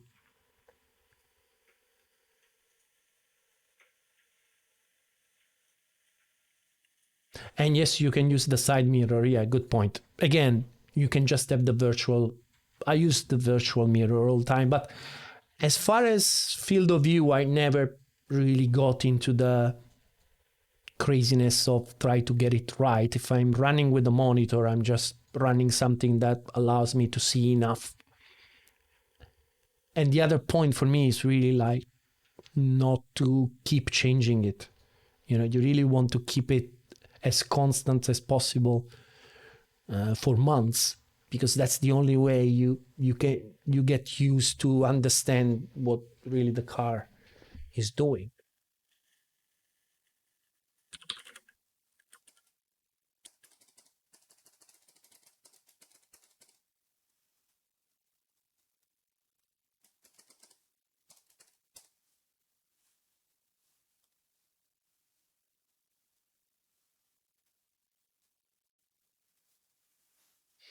The stereo vision.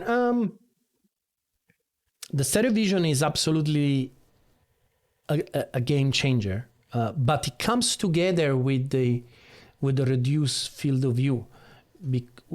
Yes, I mean it's not really that much about looking around. You're totally right, especially with competizione, where if you turn, there is the seats anyway. So it's not that you can see much more than turning, just with the keyboard.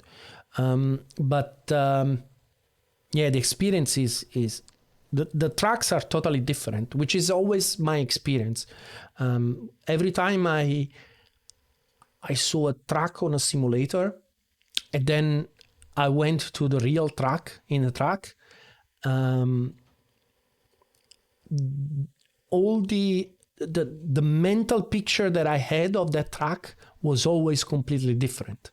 The track was always wider than I thought, way wider than I thought.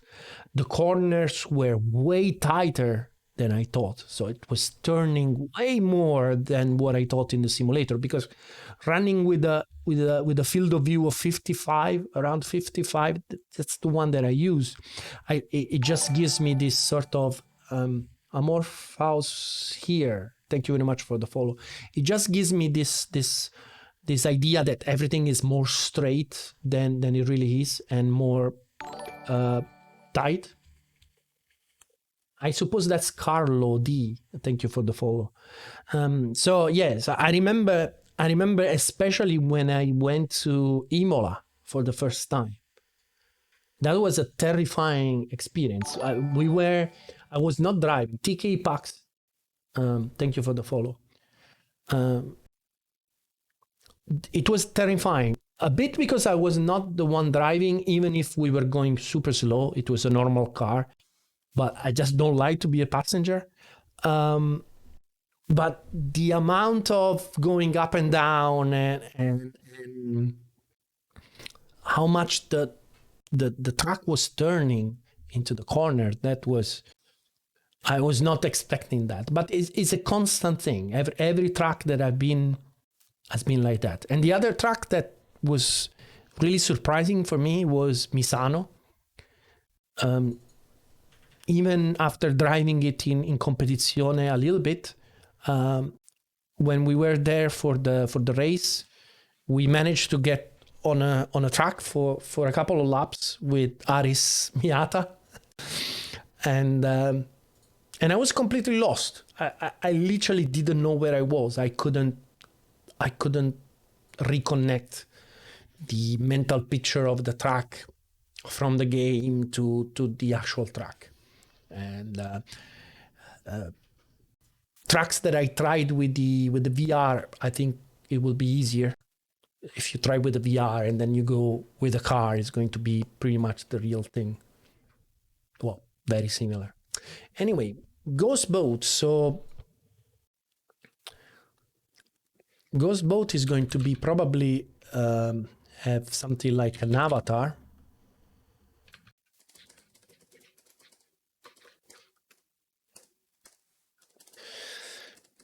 And a ghost player. So basically what I'm doing now is, all right, we got it to work as quickly as possible, but I want to now make it a little bit more clean.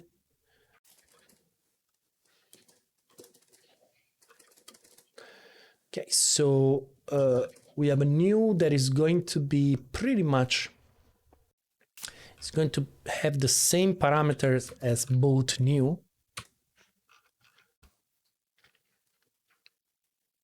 Apart from the spawn,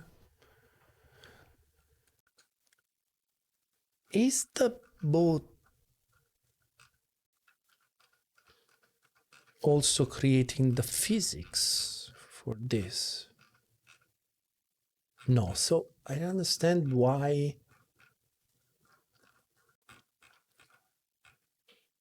physics world is needed. Ah, shit, I'm watching the wrong one. Both avatar new. Okay, both avatar new. So that's what this is what we will need. Most probably.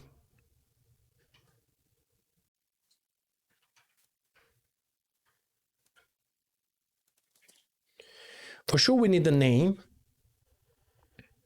Actually, we don't need the name. Our name is going to be Ghost. So we need a boat model, the skin name. All right.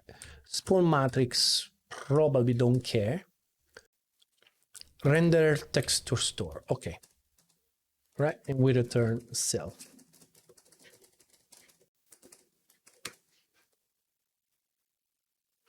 All right. So how we do this?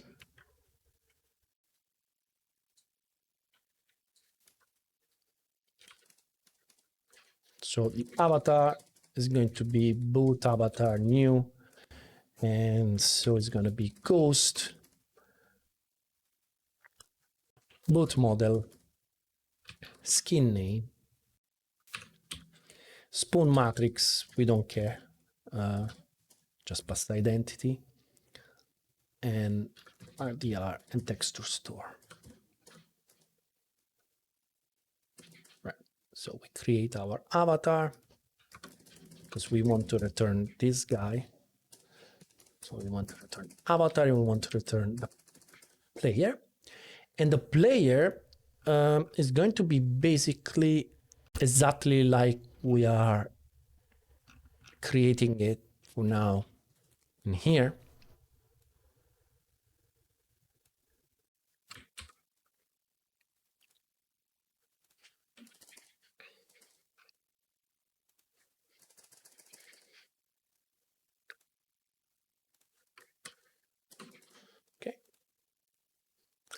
Okay, so how this changes then?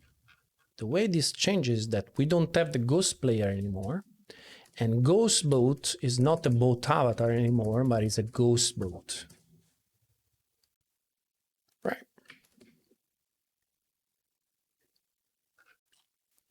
And we have a couple of errors here because we don't have this.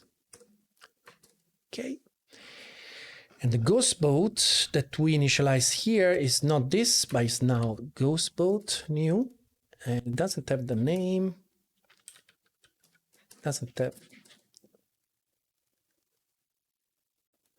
right? So we don't have ghost player, but this is easier because now what we really want to do is we want to do just this.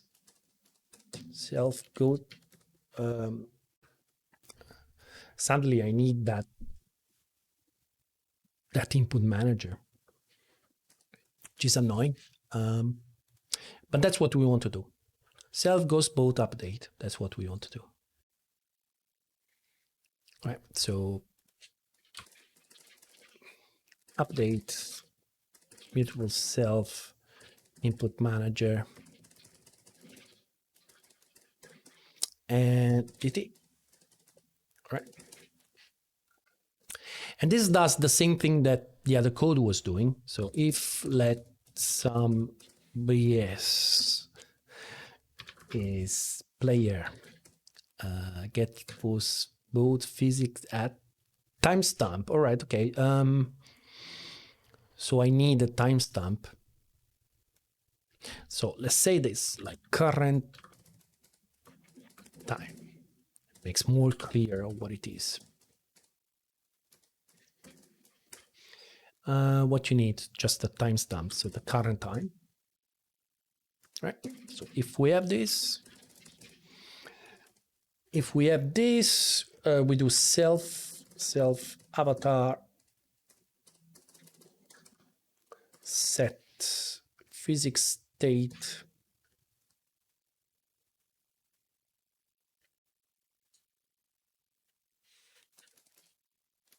yes.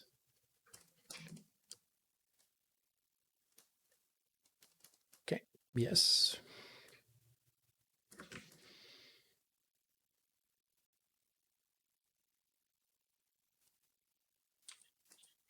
Okay.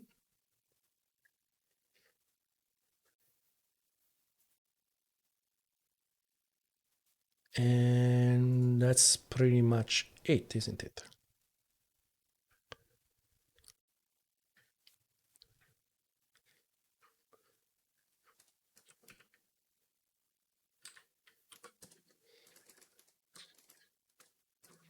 Update.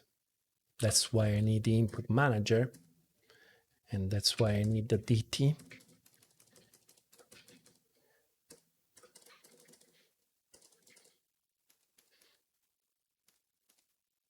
All right. And then I will have a render.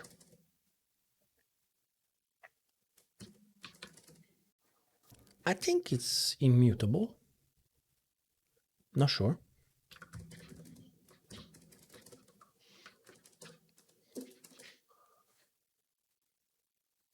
and we just do self avatar render. It's not, it's mutable. Okay, looks good. So this one, I need the current time of the focus boat. So self game state, simulation state, boat state, current time. And this comes before the DT.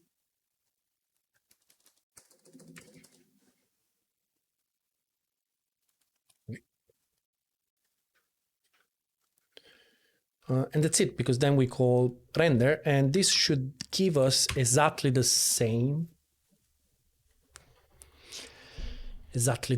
we had before. Yeah. So let me just check why we are not getting the right skin. So boot avatar.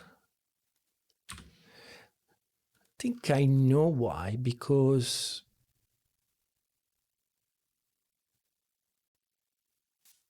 skin folder. Because I think when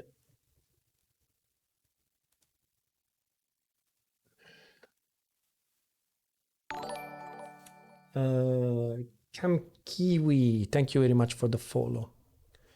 Because I think when the texture is loaded,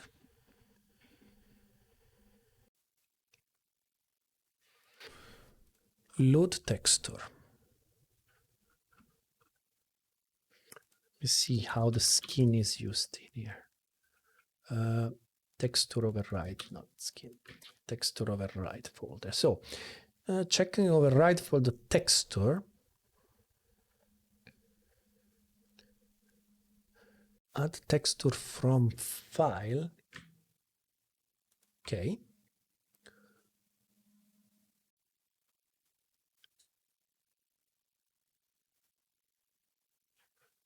So name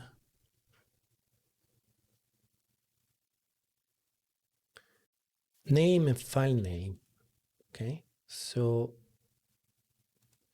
text ID. All right. Cannot be that text ID. I need to. It needs to be. The problem is that the material is not going to be able to. It's not going to be able to reattach it.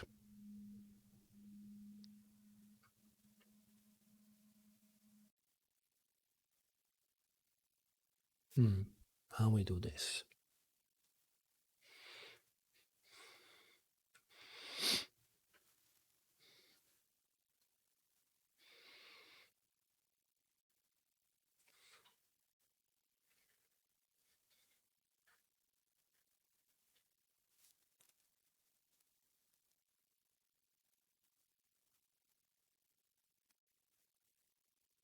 One way would be to go through the model data and change all the texture name to that guy.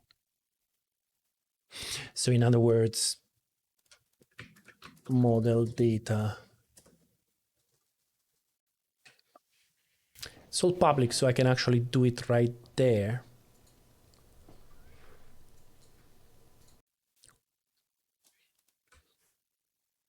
Textures, here it is. All right, so let me see how this would look. So we need this to be mutable, right? And then what we do is we call this texture with the file name, okay? And what we do, we go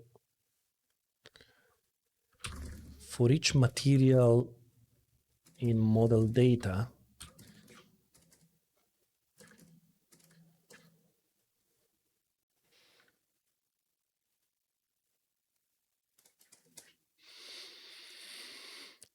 for each texture in this material,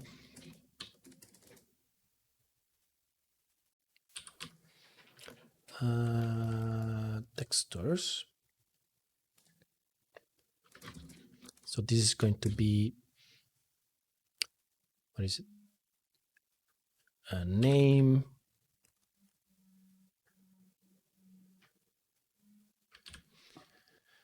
and a texture.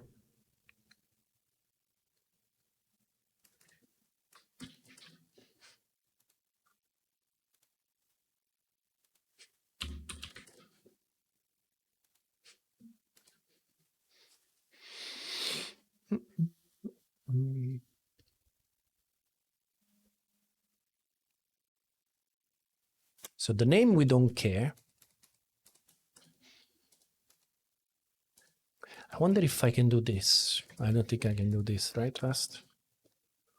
No, I can't. That would be too good.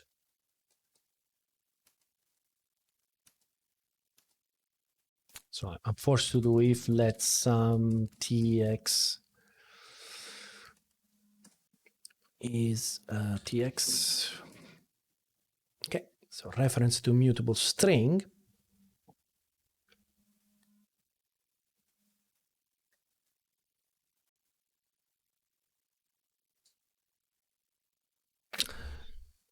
I don't think that's how it works. This ID.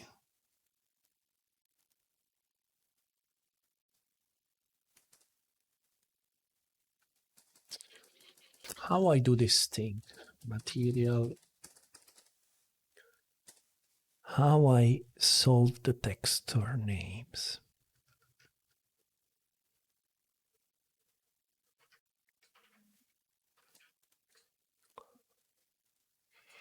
Assign textures format.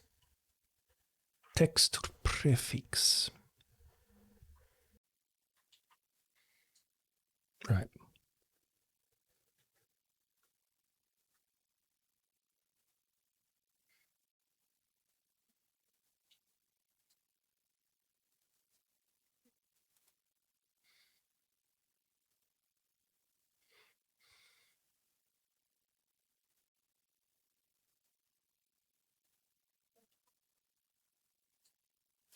Okay, so I think this is, if it is equal to texture name,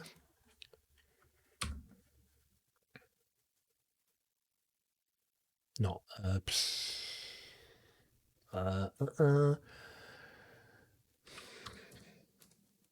right, so, and then if tx is equal to texture name, then we need to change it. So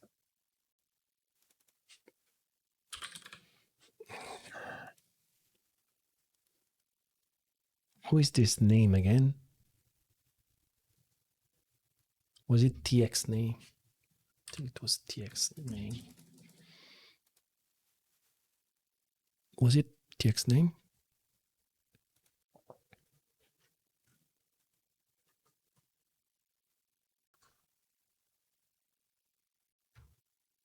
Tx ID, okay. So it was tx ID. Okay. So I need to tx ID. This is going to be different for this one.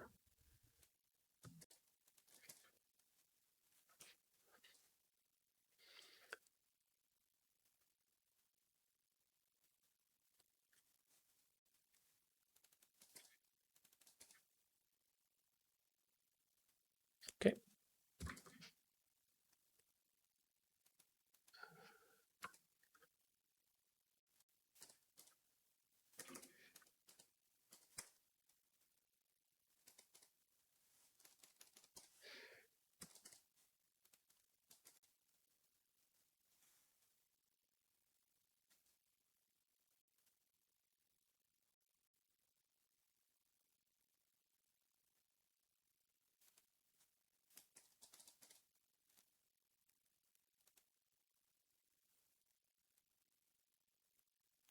Um, what?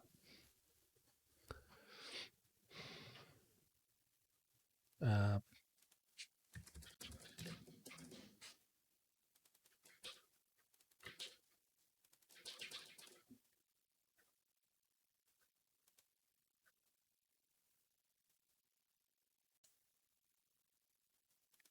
why moved? When did I move this?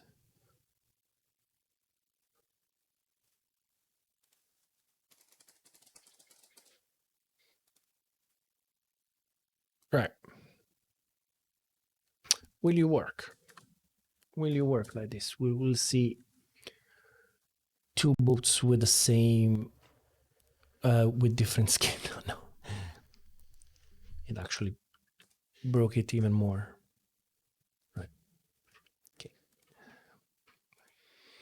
Let me see when I do the material compile.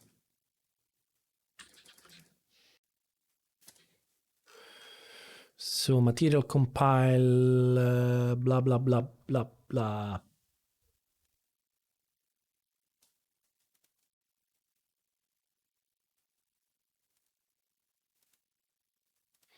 Do I have some messages talking about textures?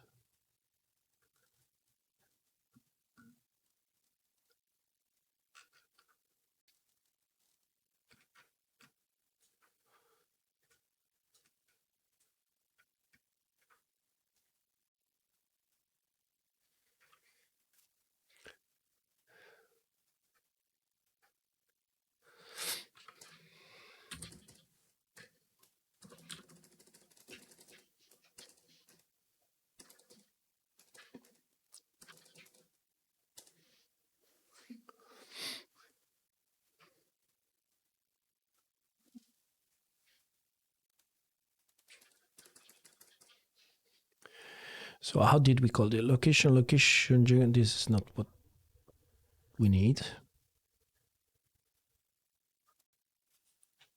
Looking for is not what we need. Okay, so looking for Jaxx contributions.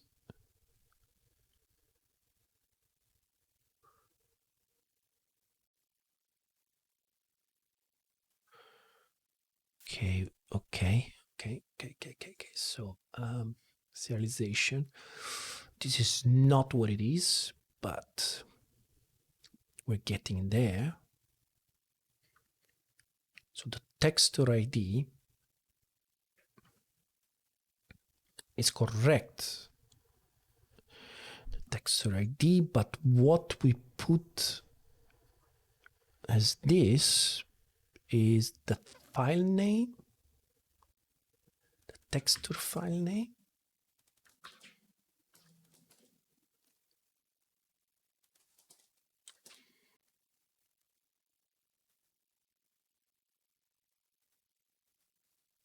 Right, so we got our orange boat. Do we have our white boat? Ah, the unicorn, here we go. Yeah, yep. So now we can race with two different boats.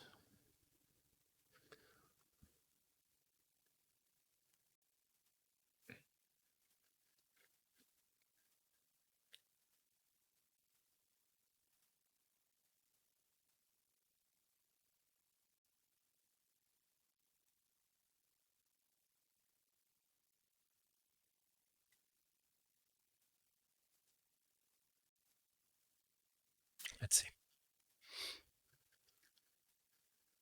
Let's try to start and be always higher than him. Let's see.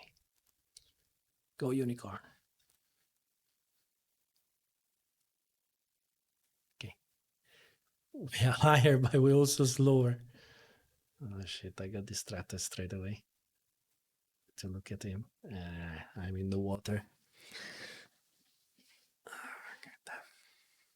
Come on, foil.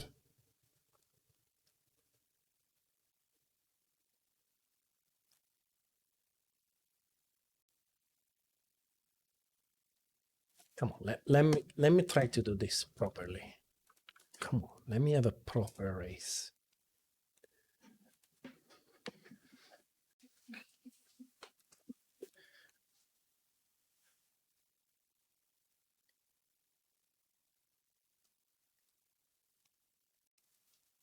Let's be patient.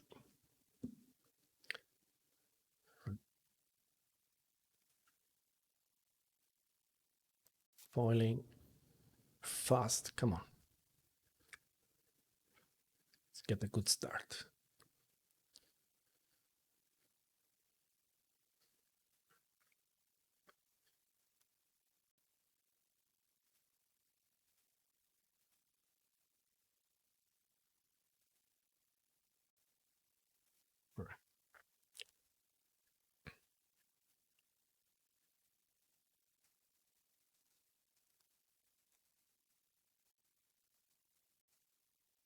Just trying to concentrate to go fast. I don't know where the ghost. Oh my, come on, stay up.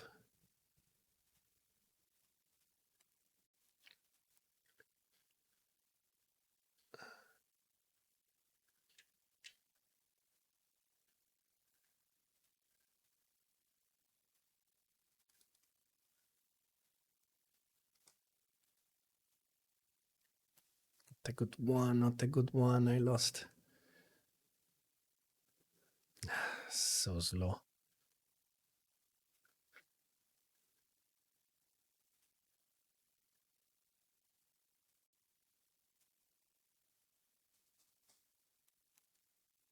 You really need to be patient to, because if I'm trying to pull up the boat when I'm slow, I'm creating drag and I'm slowing down the boat. But now I don't understand why.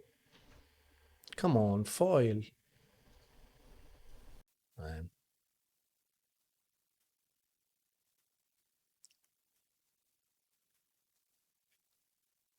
Finally. Yeah, look at the unicorn, is already there.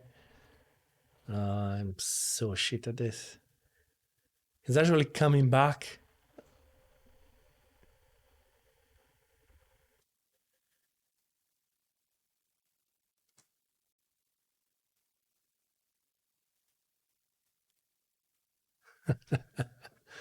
That's so cool.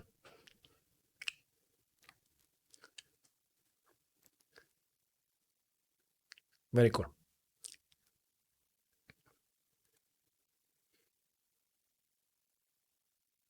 Right.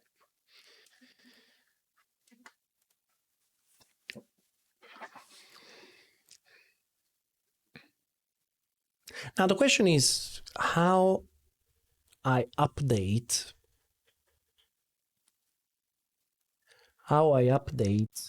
the ghost.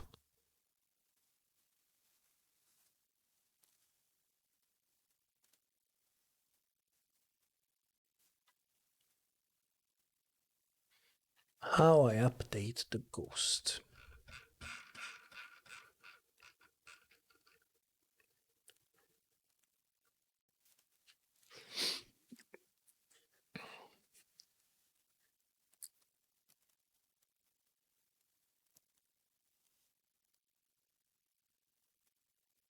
Ideally, I will have something like on luck completed. That would be cool.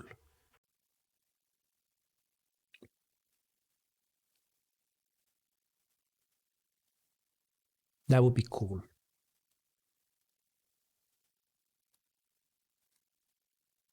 Which will also be a much better way to. So what I'm thinking is if I have in the physics state of the boat, if I have something lap count,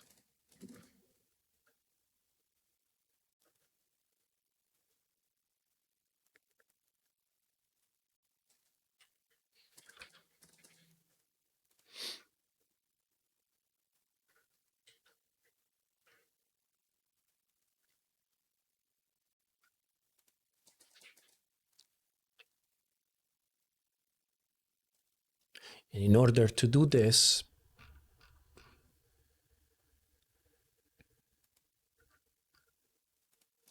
I would suppose that in the boat itself, I need to have it. Okay, boat timer, that's promising. Okay, so here I can have a lap count. This is a complete waste of time because, of course, there will be no laps in this game. So, but it's just try to make it work something.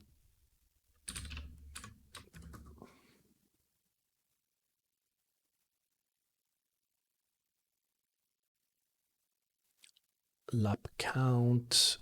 So, interestingly, I can start with -1, and the reason why I start with -1 is that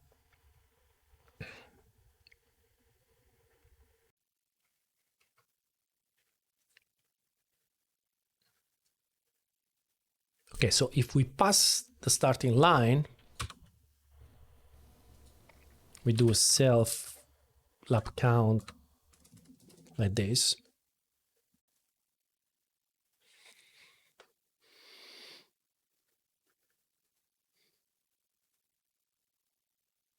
And that goes to 0 though.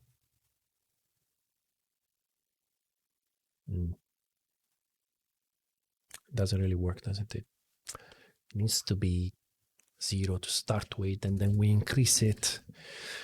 We increase it when we pass. Right.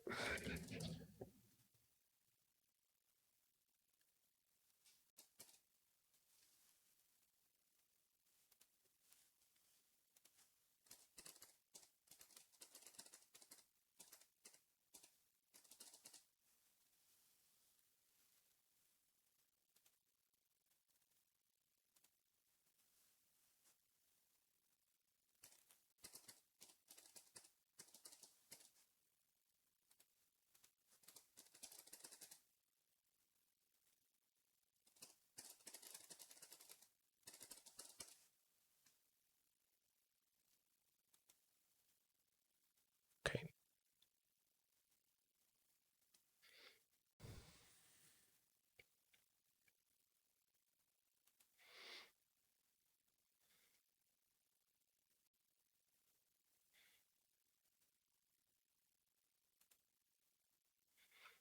I think it's entirely reasonable that this guy gets an entire boat state of the boat that is referring to.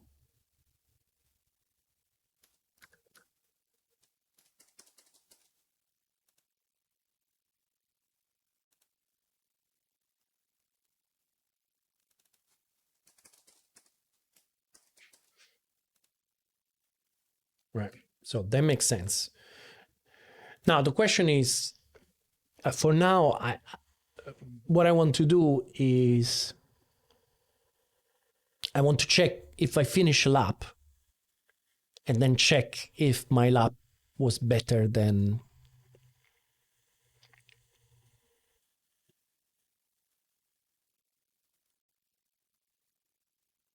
the lap that I have on the Ghost.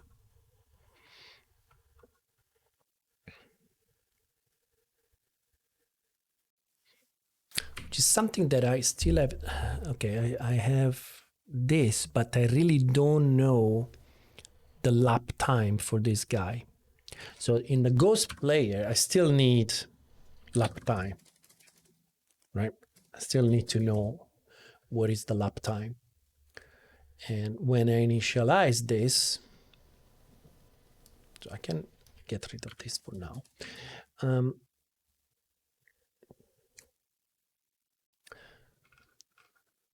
The best lap time is this guy.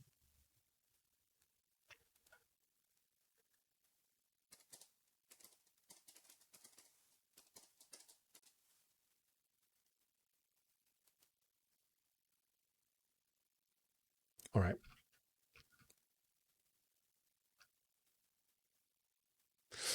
Let me do it clean. I don't want to rush this because otherwise this is going to be an option. in theory, this is also an option.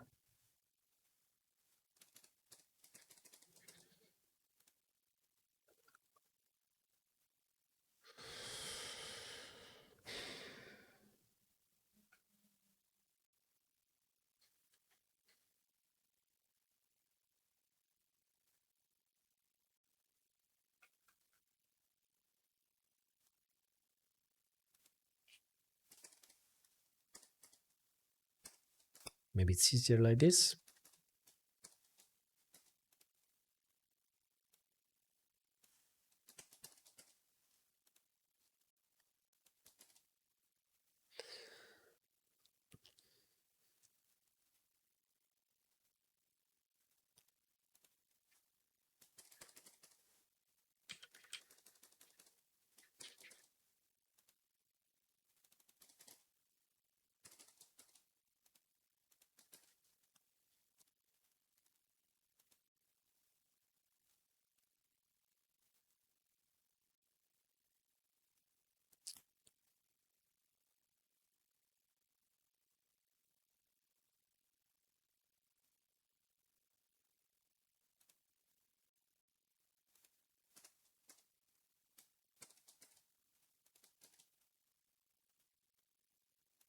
Okay, so this is time, this is frames, this is time, this is time. Okay, I can't. Okay, so this, okay, if we have a, okay, so if, let me do this side. Slap, slap.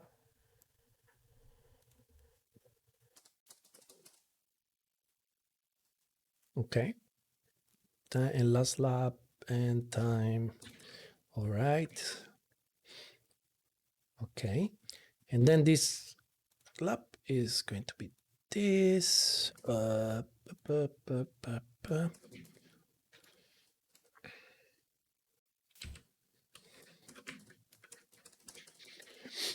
Totally off topic, but those guitars and amps in the Marcus suite, is that a PRS or Gibson just behind where the seat in the, is a PRS just behind me.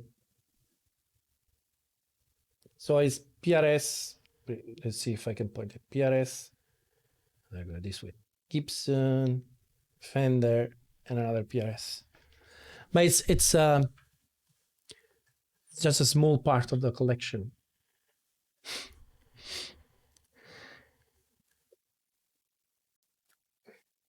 Hello there, working replay controls. I already have fast forward and rewind, yeah. I'm working on the Ghost Boat. I've been waiting to buy a PRS, but I haven't found the right one yet. Yeah, I never been into PRS up to some months ago, really. I was never interested in them. But then, I don't know, I just started to get into PRS, and I bought these two that you see there. When there will be a live stream with playing a guitar, and I need to practice. I don't even have my Collison anymore, because lately I'm coding all the time. It feels like PRS is like a Strat. You have to find the right one you connect with. I don't know, I think the quality is pretty good. I mean, my wife plays PRS. Well, right now she's playing mostly Strumber, but she used to play PRS, so she also has a collection of PRS, and they're all pretty good. I have to say, probably there is one that is not as good as the other. I think it's just the same with every guitar. At the end is wood, so they will always be a little bit different one to another. Yeah, heavy metal. Although probably we're still more planted in the 80s than the modern heavy metal.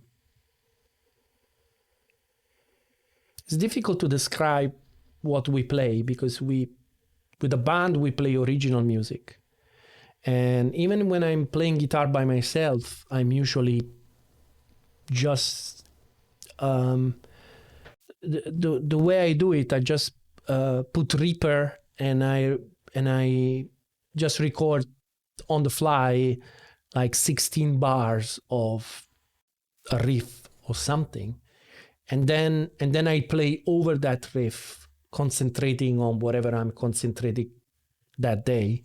So if I'm picking, I'm picking. If I'm bending, I'm bending. If I'm doing legato, I'm doing legato. If I'm doing theory, I do a backing track that sort of challenge me to do scale changes and things like that. No, we didn't release much. We just play here in Den Haag a little bit. And then we started to get into the usual problem with rock bands, which is it's very difficult to find a bass player that will stick with us. You know, for some reason, rock bass players usually are bad guitarists converted to to playing bass. I have to try Ableton as well for songwriting. Yeah, I don't know. I find Reaper. I never tried. I think I tried Ableton. No idea how to pronounce it. I think I tried because there was a version that came with something that I bought. Don't remember exactly what, and I wasn't impressed. I've been a long time user of Sonar.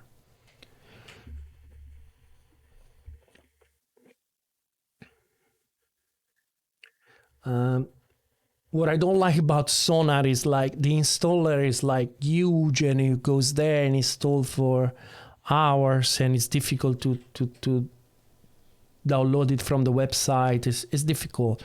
I tried Reaper and it's like exactly what I need. It's super fast. You download, it's a small download and install, it does exactly what I need. That thing in Guitar Hero, get the fridge for your jam room is more important than a bassist. Right. I mean, bass, I totally understand. I totally understand that if you're a good bass player, you don't want to play rock, right? Totally makes sense, especially here in the Netherlands. It's not really a country where you really don't find hard rock bands. Most bands in clubs play different stuff. So it was fun to go on stage here. People were not expecting. But yeah, so right now we wanted to start again, and then of course the COVID happened. But yeah, we're still in trouble with a bass player. Hopefully, when this is all done, we will find somebody.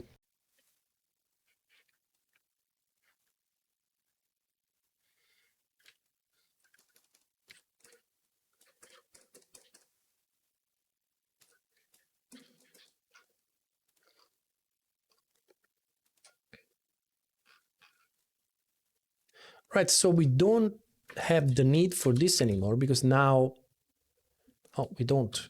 No, hold on, I got distracted. So frames cannot be this anymore. It needs to be this, and this is still our thing. And the best lap time, okay, it needs to be best lap time. I can do this, right?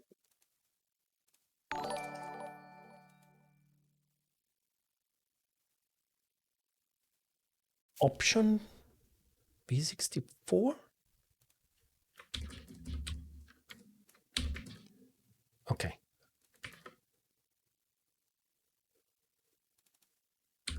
And sorry, I missed the name of the guy that just subscribed, but thank you very much. Subscribed, follow. Thank you very much. In general, I am mostly a Telecaster player. That's what I've been playing most of my life. Oh shit! It needs to be an option. Come on, man.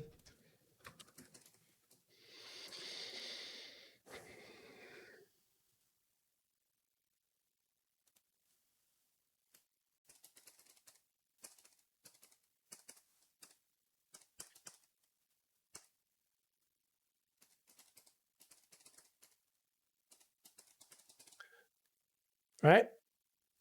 Finally.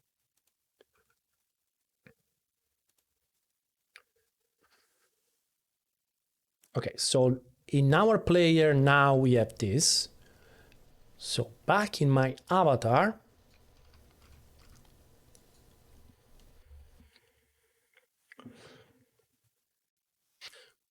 yeah, for example, I'm not into Jaguar and Jazzmaster at all.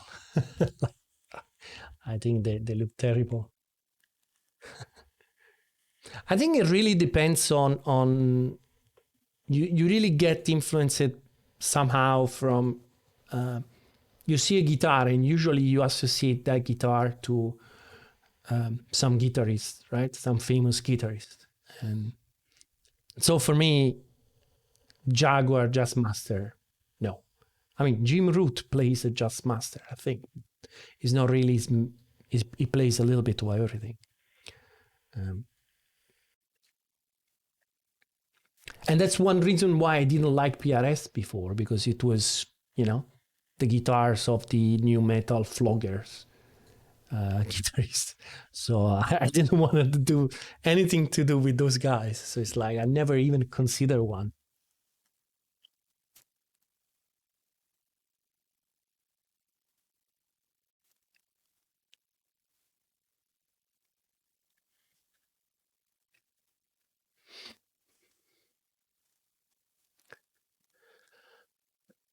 Right. So how I know, how I know that I have a new lap time. I could just remember what was my, last lap count. Brutal. Right.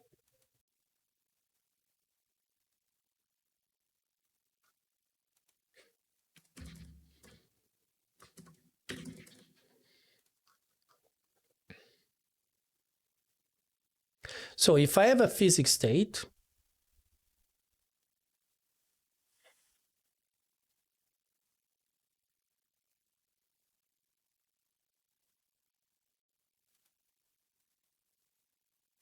so what I should do here, check if we completed a lap. The problem is going to be to test this thing because I'm not going to be able to beat the ghost. Check if we completed a lap.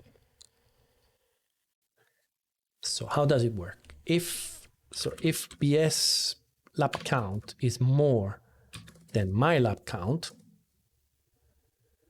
right? So we finish lap. At this point, if BS last lap, which is an option, so I need to unwrap it, should be there, so I can just go like this. So if wrap is less than self player,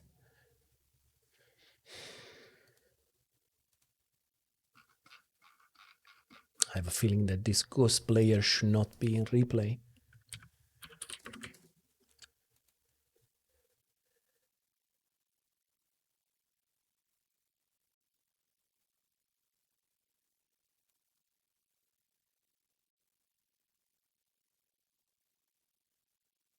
This might really not work.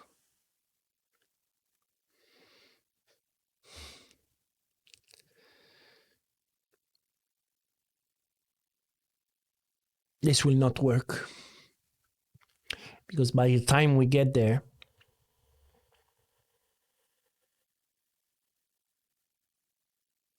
I think the only way to make this work is that the ghost player should also record.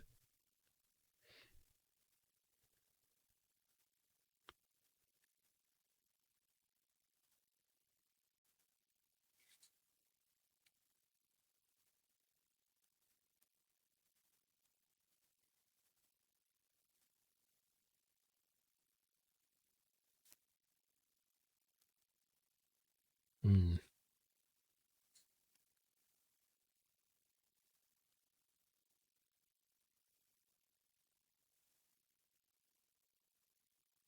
Because my idea was to make this dependent from the replay recorder. The problem is that by the time I finish, there is no guarantee that the replay also recorded that frame. And Morgan2144, thank you for the follow. There is absolutely no guarantee that that will happen.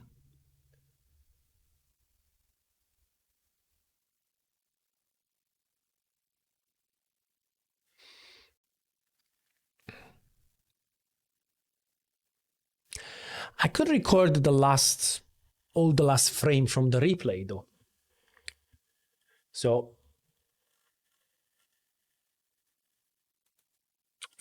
I could do something like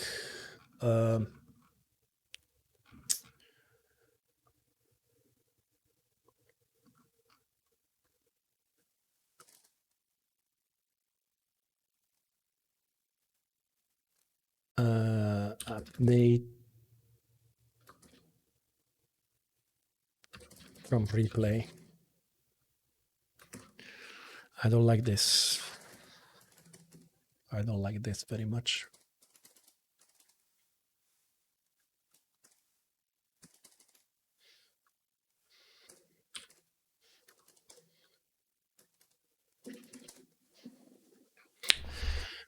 So what's the idea here?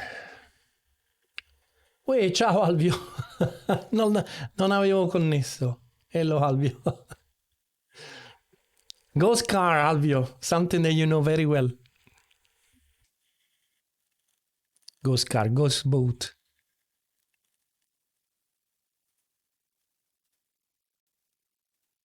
You remember in competizione you were running this on the physics thread?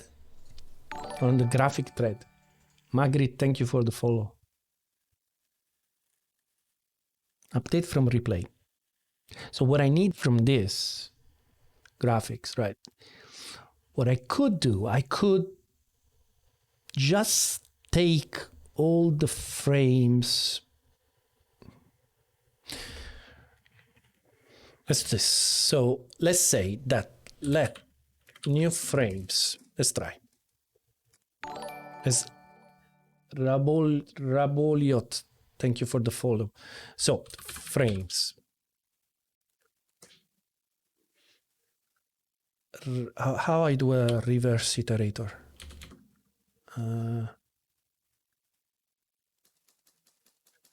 How I do a reverse iterator?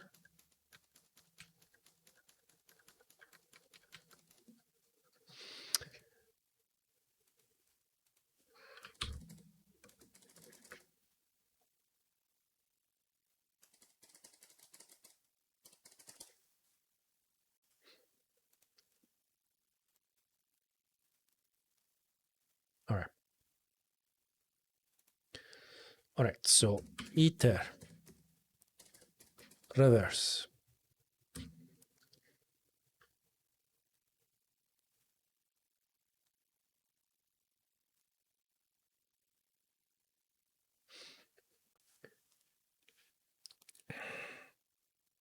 I could pass in the lap count that I want to record, so I can filter this.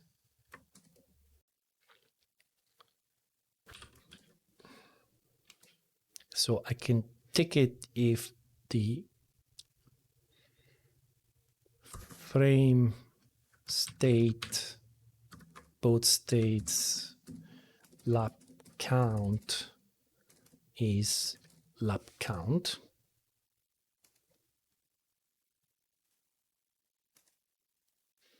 And then I map it. Oh my God, look at this functional.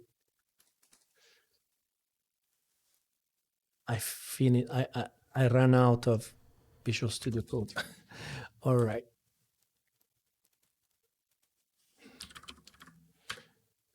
Look at this functional beauty. All right, okay, so what I return now? I return F state both states 0. Clone. Right?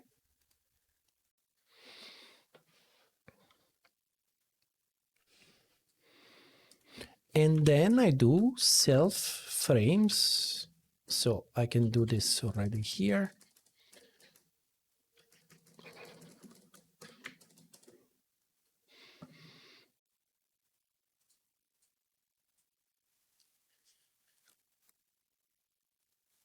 What do you want? Because frames, all right. What is it? The current time, right? So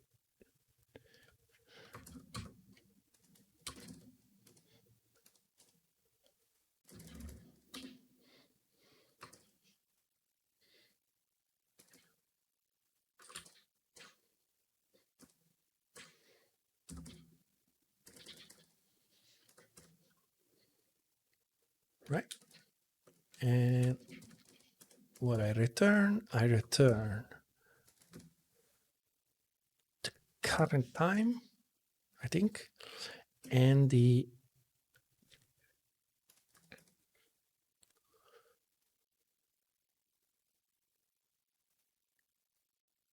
PS itself. No, what was it?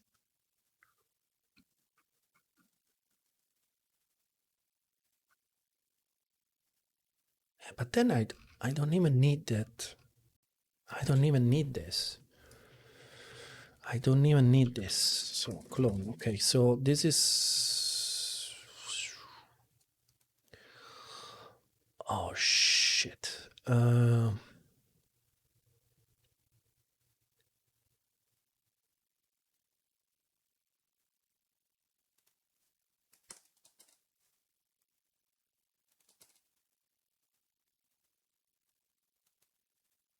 Okay. Well, that's an interesting functional monstrosity right there. We don't care about performance that much because this is only going to happen once.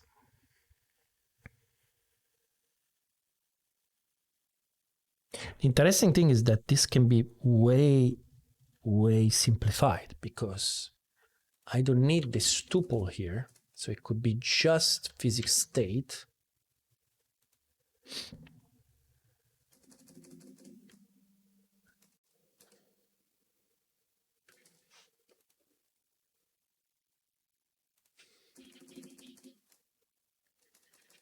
Way easier.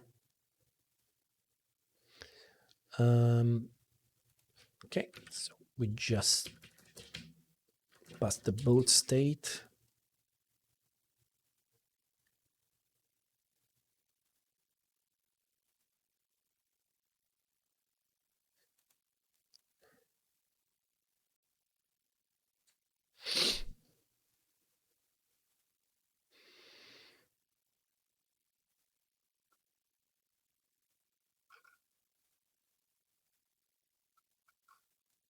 All right.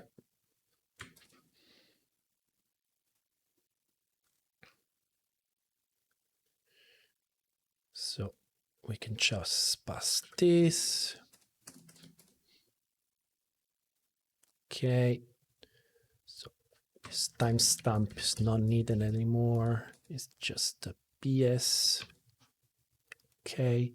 And this is PS current time.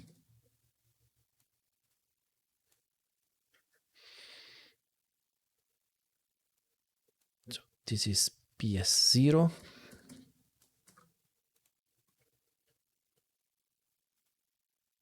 Okay, so this is BS0 current time. BS current time. BS0 current time.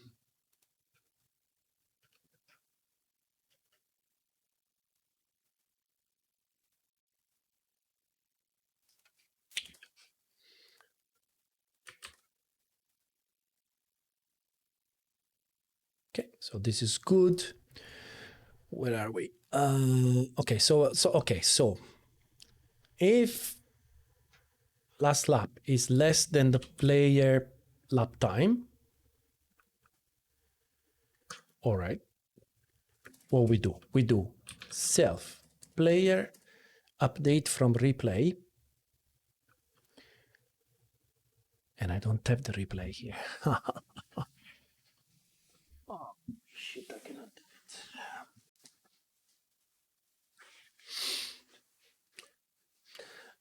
Rust actually will optimize it just in a loop in release mode. That's good to know, because that's the thing that really scares me every time I see those functional things. It's like I have no idea what's the code. Solarian, thank you for the follow. I have no idea what's the code that is getting there. So I'm usually fine if it's not something that I have in the loop.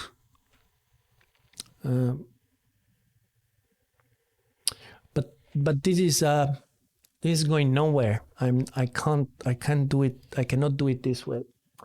I think I need the ghost player to be also recording. I don't have other options. On Godbolt, what does it do? Does it translate to what? Does it translate to assembler, or is it a translator? I don't even know what it is. Godbolt.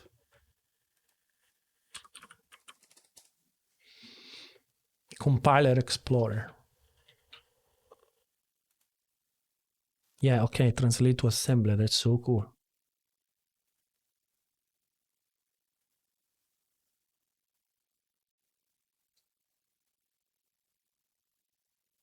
That is so cool.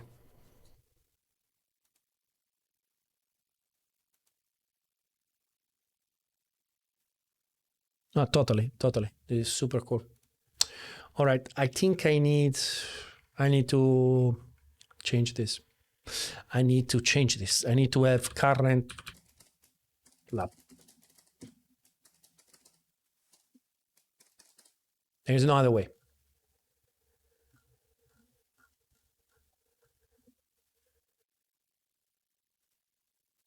There is no other way. And then I will have a last recording time, F64, and then I will need something like so. This update from replay, sadly, it's gone. I need to do record state.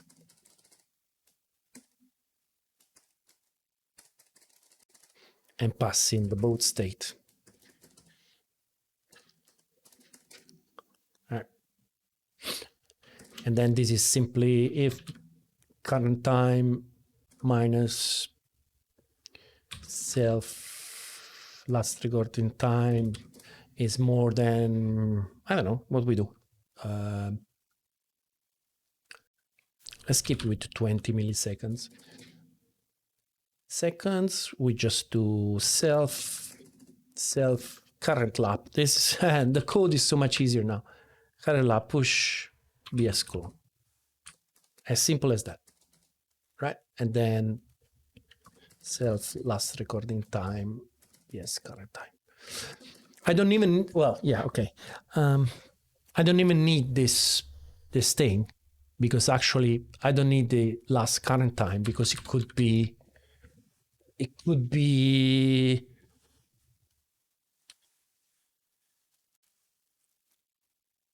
if let some last BS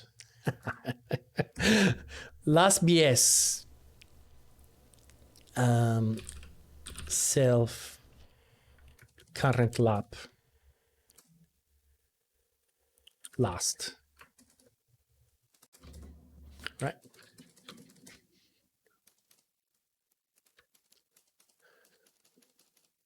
So at that point,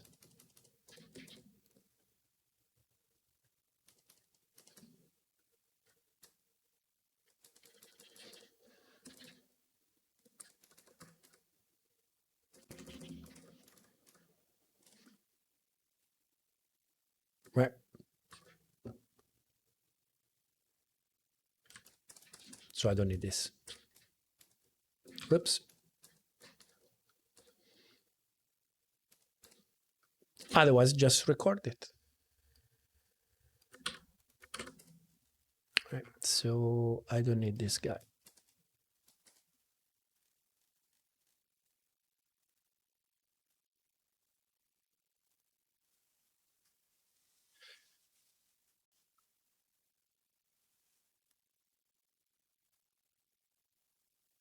Which also simplifies a lot, because now I can do the check to see if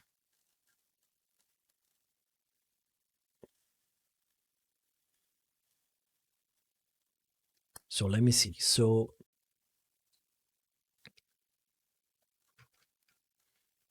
for sure this will be the current lap is back new for sure. Okay, then I can have a last lap count, so I can do the entire thing here. Last lap count p32. Why public? No need to be public. So lap count, last lap count 0. Right, so if we've been recording,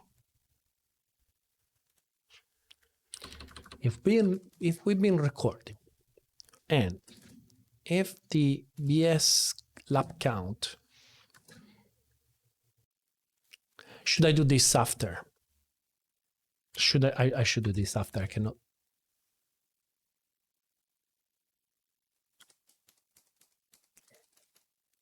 Because I want to record also the last frame, but I can do it here. I can do if BS lap count is not equal or is more than self last lap count. So for sure we do less last lap count. Yes, lap count. Uncle Zam, thank you very much for the follow. For sure we do this. What we want to do at this point. So if it is like this and BS last lap is less, is it an option, the lap time option F64? So let me do another if inside. So at that point, if let some lap time equals self lap time. So if we have a lap time,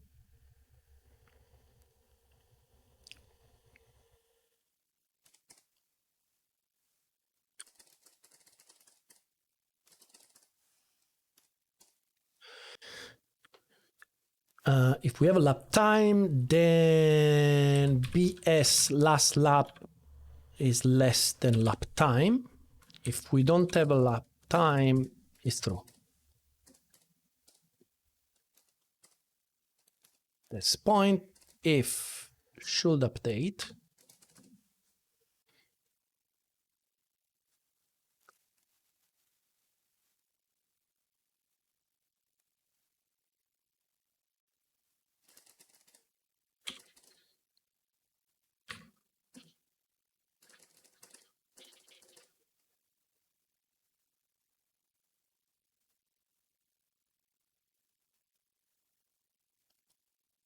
How I like Rust. I'm loving it in this period. Yeah, I started 1 month ago. That was like, I don't know, I don't really know, but lately I'm really loving it. Current lab.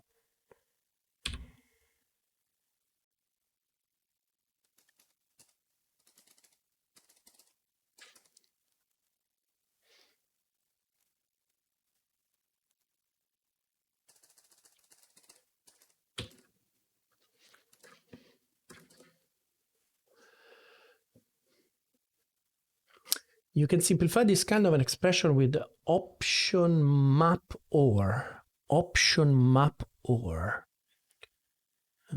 So which one you're saying? That okay, so you're saying this self lap time? Which one? The lap time option?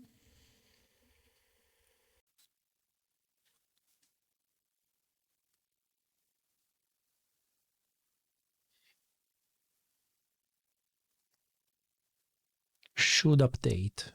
So how would you write this? You will still write should update. Let should update. Then you will write self lap time map or, right, like this, right? And then it comes in with the value.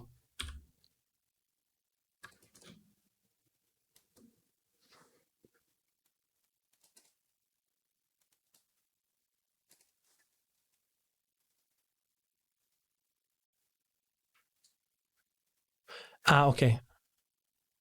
Hey, but the problem is that I need to do this inside.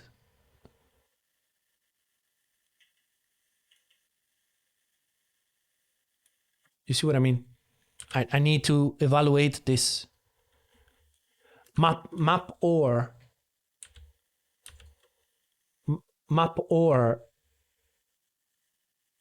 right. It will not evaluate to a Boolean.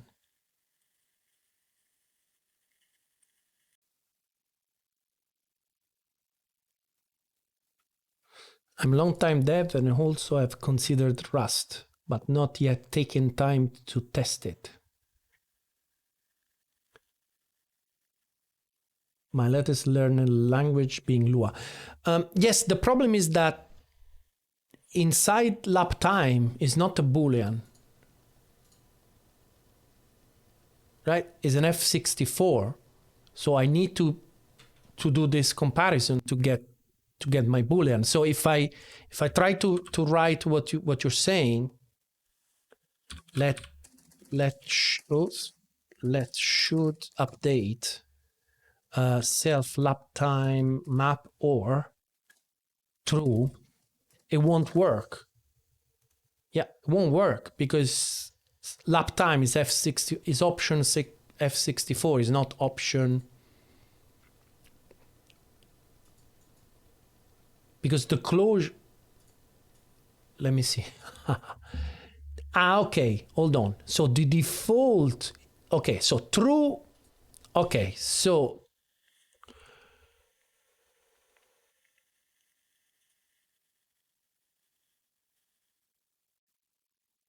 okay, so true is the default. Okay, and then I have to write the closure. LT, right? And then BS last lap. There you go. That should work, right? That's what you're saying.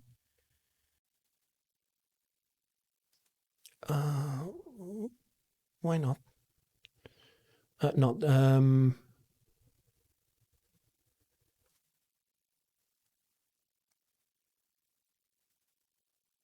Of course, because last lap is also it's also an option. All right, so even my code was not really working.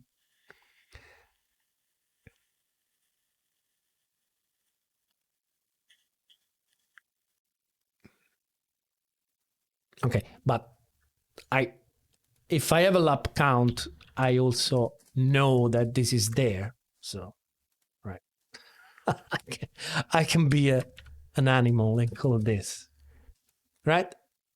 I don't think there is a better way to do this.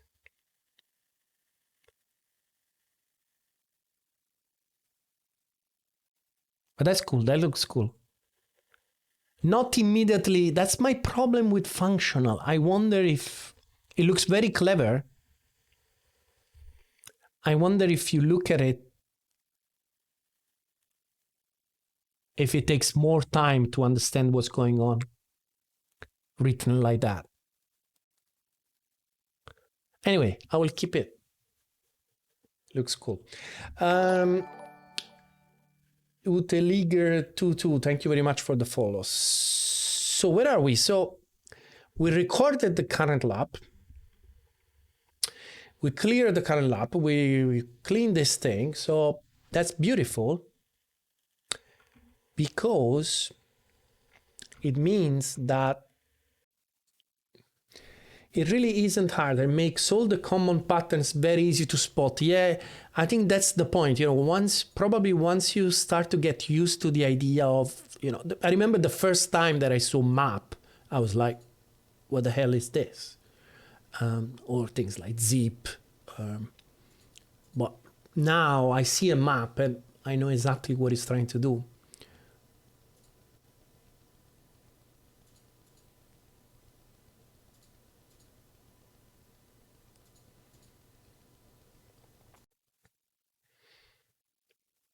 Right, so what I have to do right now is that, so in update, I don't have to do this stuff here, so I don't need this guy anymore. The player is able to do this thing. Right. So I don't need to do this thing, but what I need to do instead of this is self player record state and pass the BS. And it will, in theory, automatically do everything. What is this? Should update, if should update, frames current lap, what is it? Both fixed state, what is it? Clone again, clone.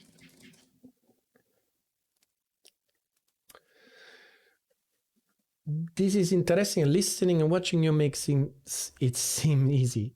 What is this and what app I'm using? You mean to write code? Visual Studio Code. Right. Okay. In theory, this should work. The bad news is that in order to see if this works, I will have to beat the guy. The biggest catch of Rust is lifetimes. But the good thing is that you don't really need to deal with that until you decide to optimize stuff to the limit. I totally agree. It's actually the best lesson that I got from Rust, which is don't do it. It makes so painful to have references into structs that you really do it when you feel confident to do it. But in general, it's like the first option is don't do it. Don't do it this way.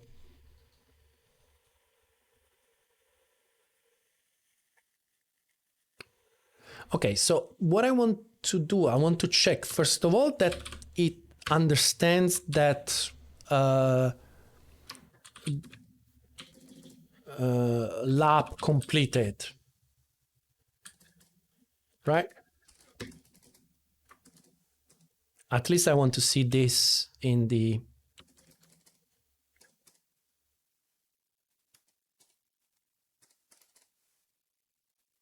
account.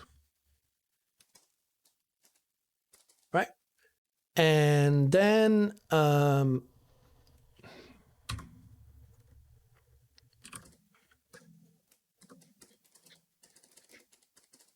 ghost. If I ever beat, right?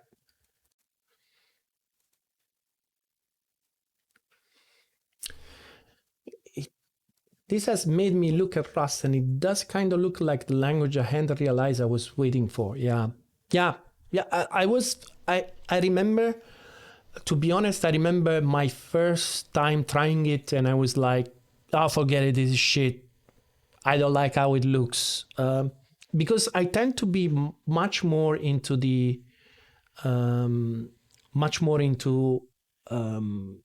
simple languages. Like, for example, at the time, I really was into Go a lot. Like, my desire was like, I really wish there was a language like Go with performance that allows me to make games with it. So Rust is obviously exactly at the opposite point, right? Atlantean King, you're a bit confused. Visual Studio Code is an editor, and you can use it to write any programming language you want. This programming language is called Rust. I think it's way more complex. I really don't know. I will be, I wish I had the opportunity in Kunos Simulazioni to say, oh, from today, everybody, we move to Rust, right? And see how the other guys would react and how long it would take them to learn it. For me, it was slow because I've been playing with it a little bit, like during weekends for about 1 year. Try to, as I was waiting for, to be free from Kunos Simulazioni, and I wanted already to start with a clear idea of what I was going to use. So I was evaluating Rust for about 1 year, I will say. Those problems don't go away in C. You're just on your own catching them. I totally agree with you. The problem is that C++, yes, you have this feeling that what you're writing is okay because the compiler says it's okay, but it could be wrong. There are situations in Rust where you write code that is okay. It's okay, but the borrow checker will not allow you to do it. But there are ways to solve the problem. For example, I have a place where I just went unsafe. I have the draw call, which is really like low-level engine, and what they do. And if you see, it's all unsafe. It's all pointers. I didn't want to deal with it. I didn't want to deal with lifetimes, and I didn't want to copy stuff around. So I just went with this, with unsafe everywhere. Anyway, so in theory, this thing should work, but let's finish at least a lap.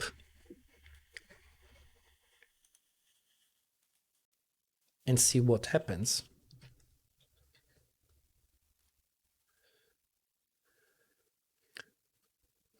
I have a feeling that I recorded that ghost with less waves.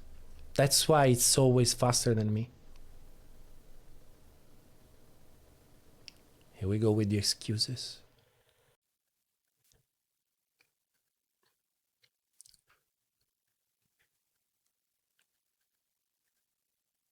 I will cheat. I will start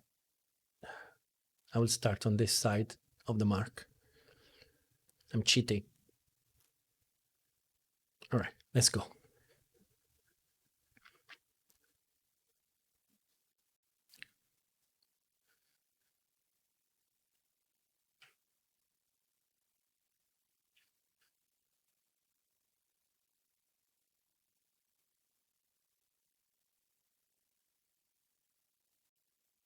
I can't see the marks. Right.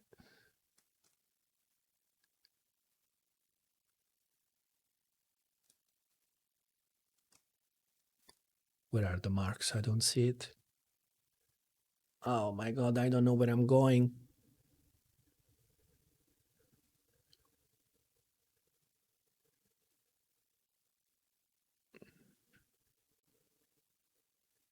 Okay. I'm good. Uncle Sam is in the FAQ. DirectX 11.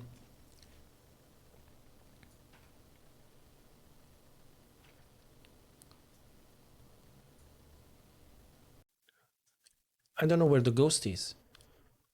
Hopefully I didn't break the ghost. Actually, I didn't check. if the ghost is working at all. Too concentrated in trying to go fast. Yeah, I don't see any ghost here. Is the ghost somewhere? Yeah, yeah, yeah. It's behind me. This is so cool.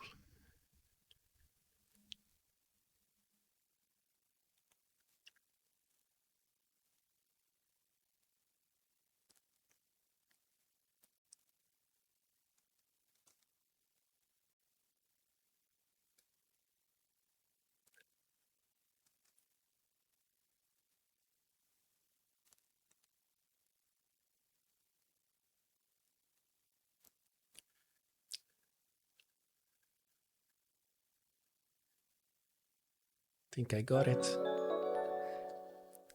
Oh, thank you very much. No, no.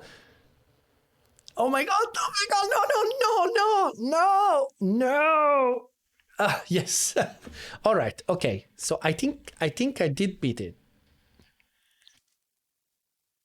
Thank you very much for the raid, Donho. Um, let's see if it worked. Let's see if it worked. So where are we? Updating Ghosts. Okay, so lab completed, blah, blah, blah, updating Ghosts. So yes. So in theory, now my new Ghost should be the one that I... Yeah, thank you very much, man, for the raid. Guys, I'm working on a prototype of a sailing game simulator. And today I'm working on implementing some kind of ghost boat, so the equivalent of a ghost car.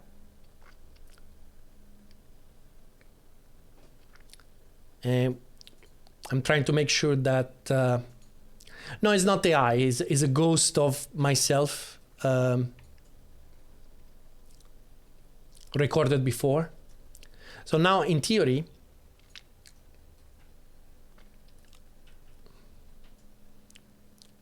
my new ghost should be updated.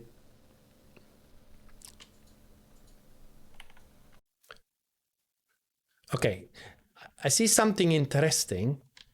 I see that the ghost boat is now...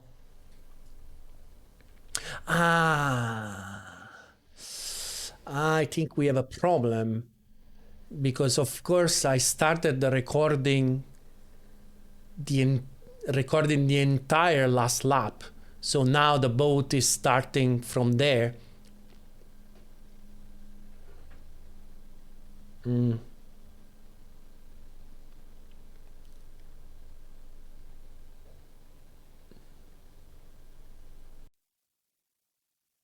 Let's see, because it could be that... Can you please foil? Thank you.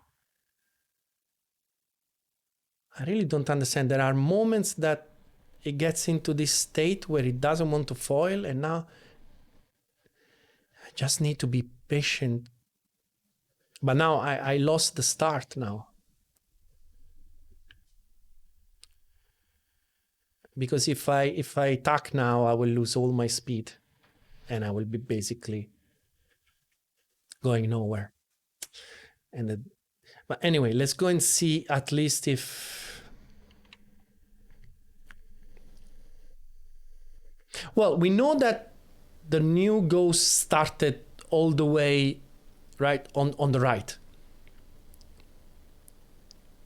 So I know that if the new ghost is the right one, it will start on my right and pretty fast on my right.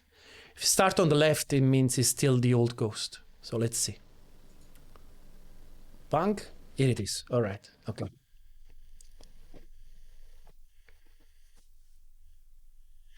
Yeah, looks like it's working.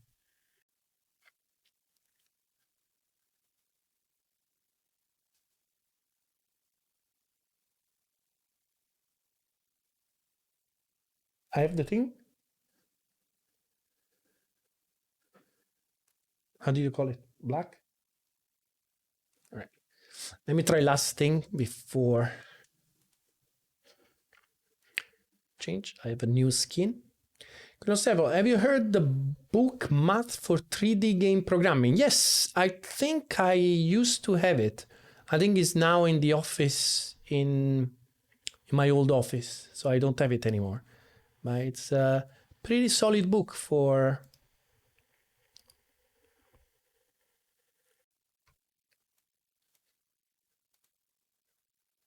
How big is this project currently? Is it more than 10,000? Let's see. I think should be in that ballpark. Depends if you want to count the white lines or not. Where are we? Is this one? I always forget. No, it's this one. Yep.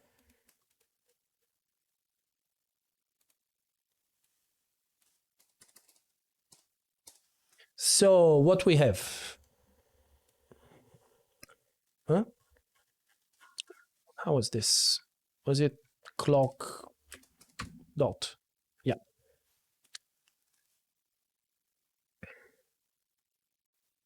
Yeah, I shouldn't do that, right? I should just count as difficult because I think it's also going to copy. Yeah, it's also checking all the dependencies. So it's giving me 13,000 lines of Rust, but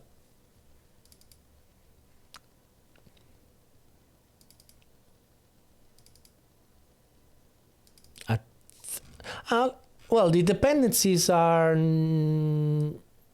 is not code, is not living in this folder, right? Who knows, Rust? Is it going to be there?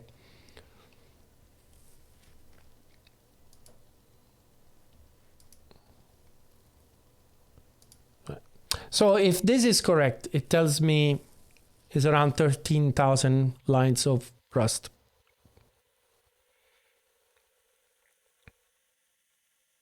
$463 lines of comments. That's surprising.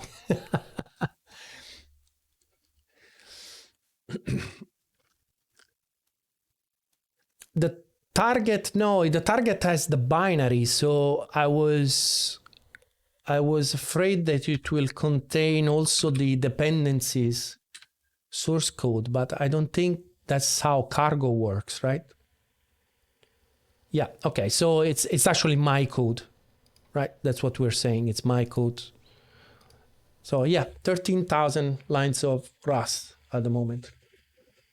Is there any game engine that you can use Rust with? I saw people on YouTube and on Twitch using it with Godot, but I don't think they're doing it.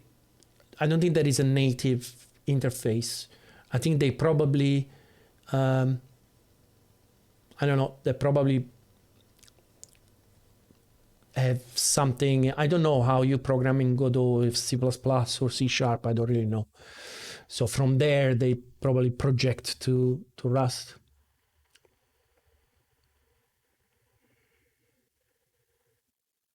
Yeah, Amentis. I don't think Amentis is... Does it have an editor?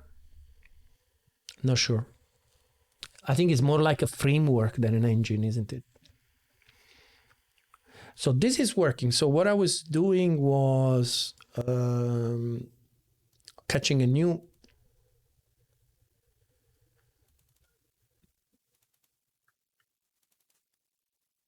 skin, black. Oh, yes.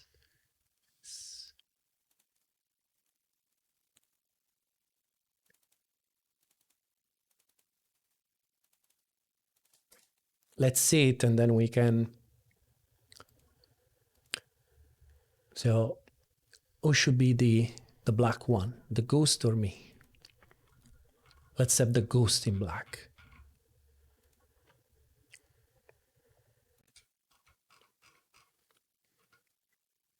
So let me get the anime and give the ghost. Where is the ghost? Where's the ghost creation? Right.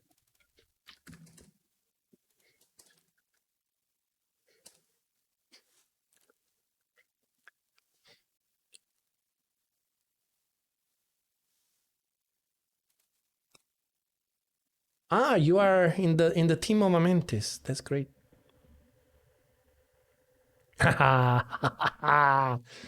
New Zealand.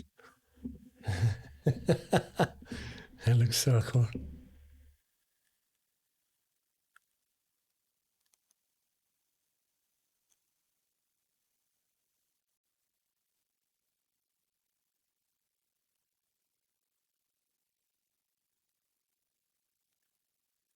Ah, that's so badass.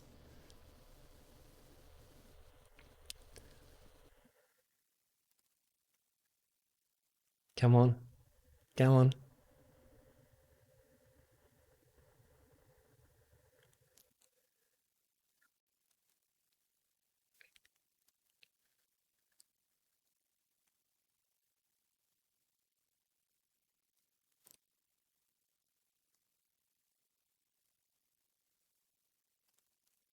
I, I keep repeating the same thing. I need to do the markers bigger. I really cannot see them with the waves. I have no idea where I'm going.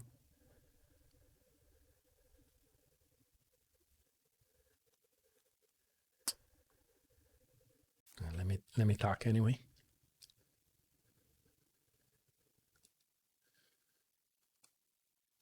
And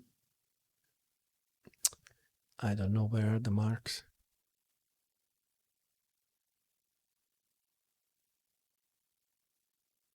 Ah, here they are.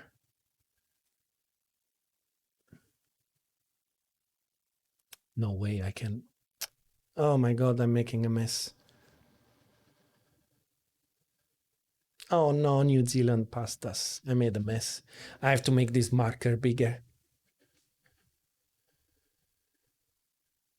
Come on, accelerate. Come on, come on. There is no way to catch them now. Nothing. It gets into this state where it becomes really difficult to accelerate. Just to wait there. Come on.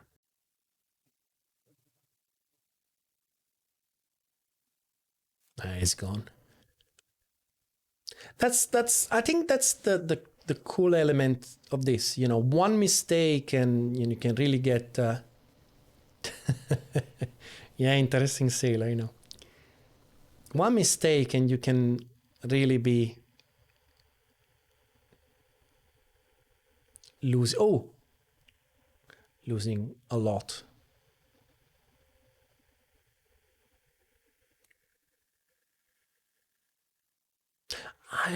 I wonder if will this thing work with the replay?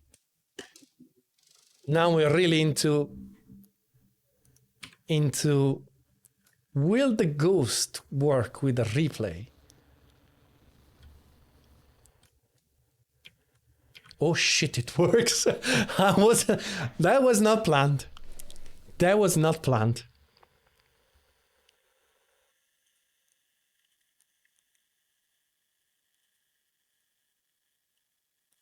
That is so that's so cool. That was really not planned. Aircore Squirrel, thank you very much for the follow.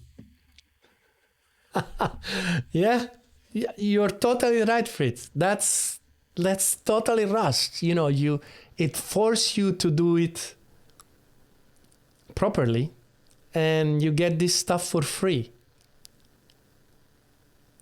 See what was the problem there? Where the fuck I was going?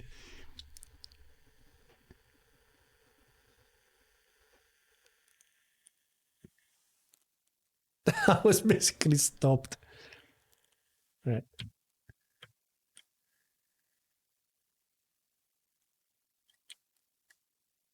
Cool. Very cool. That's a nice shot. Let me put this one so I can use it as a. This is a cool shot. I wish I could get the sun because the field of view of this is too. Would be cool to get the sun and the two boats, so I can use it as So it should be more this way. The field of view is too close to. Still potentially a good screenshot. Well, it's a cool boat.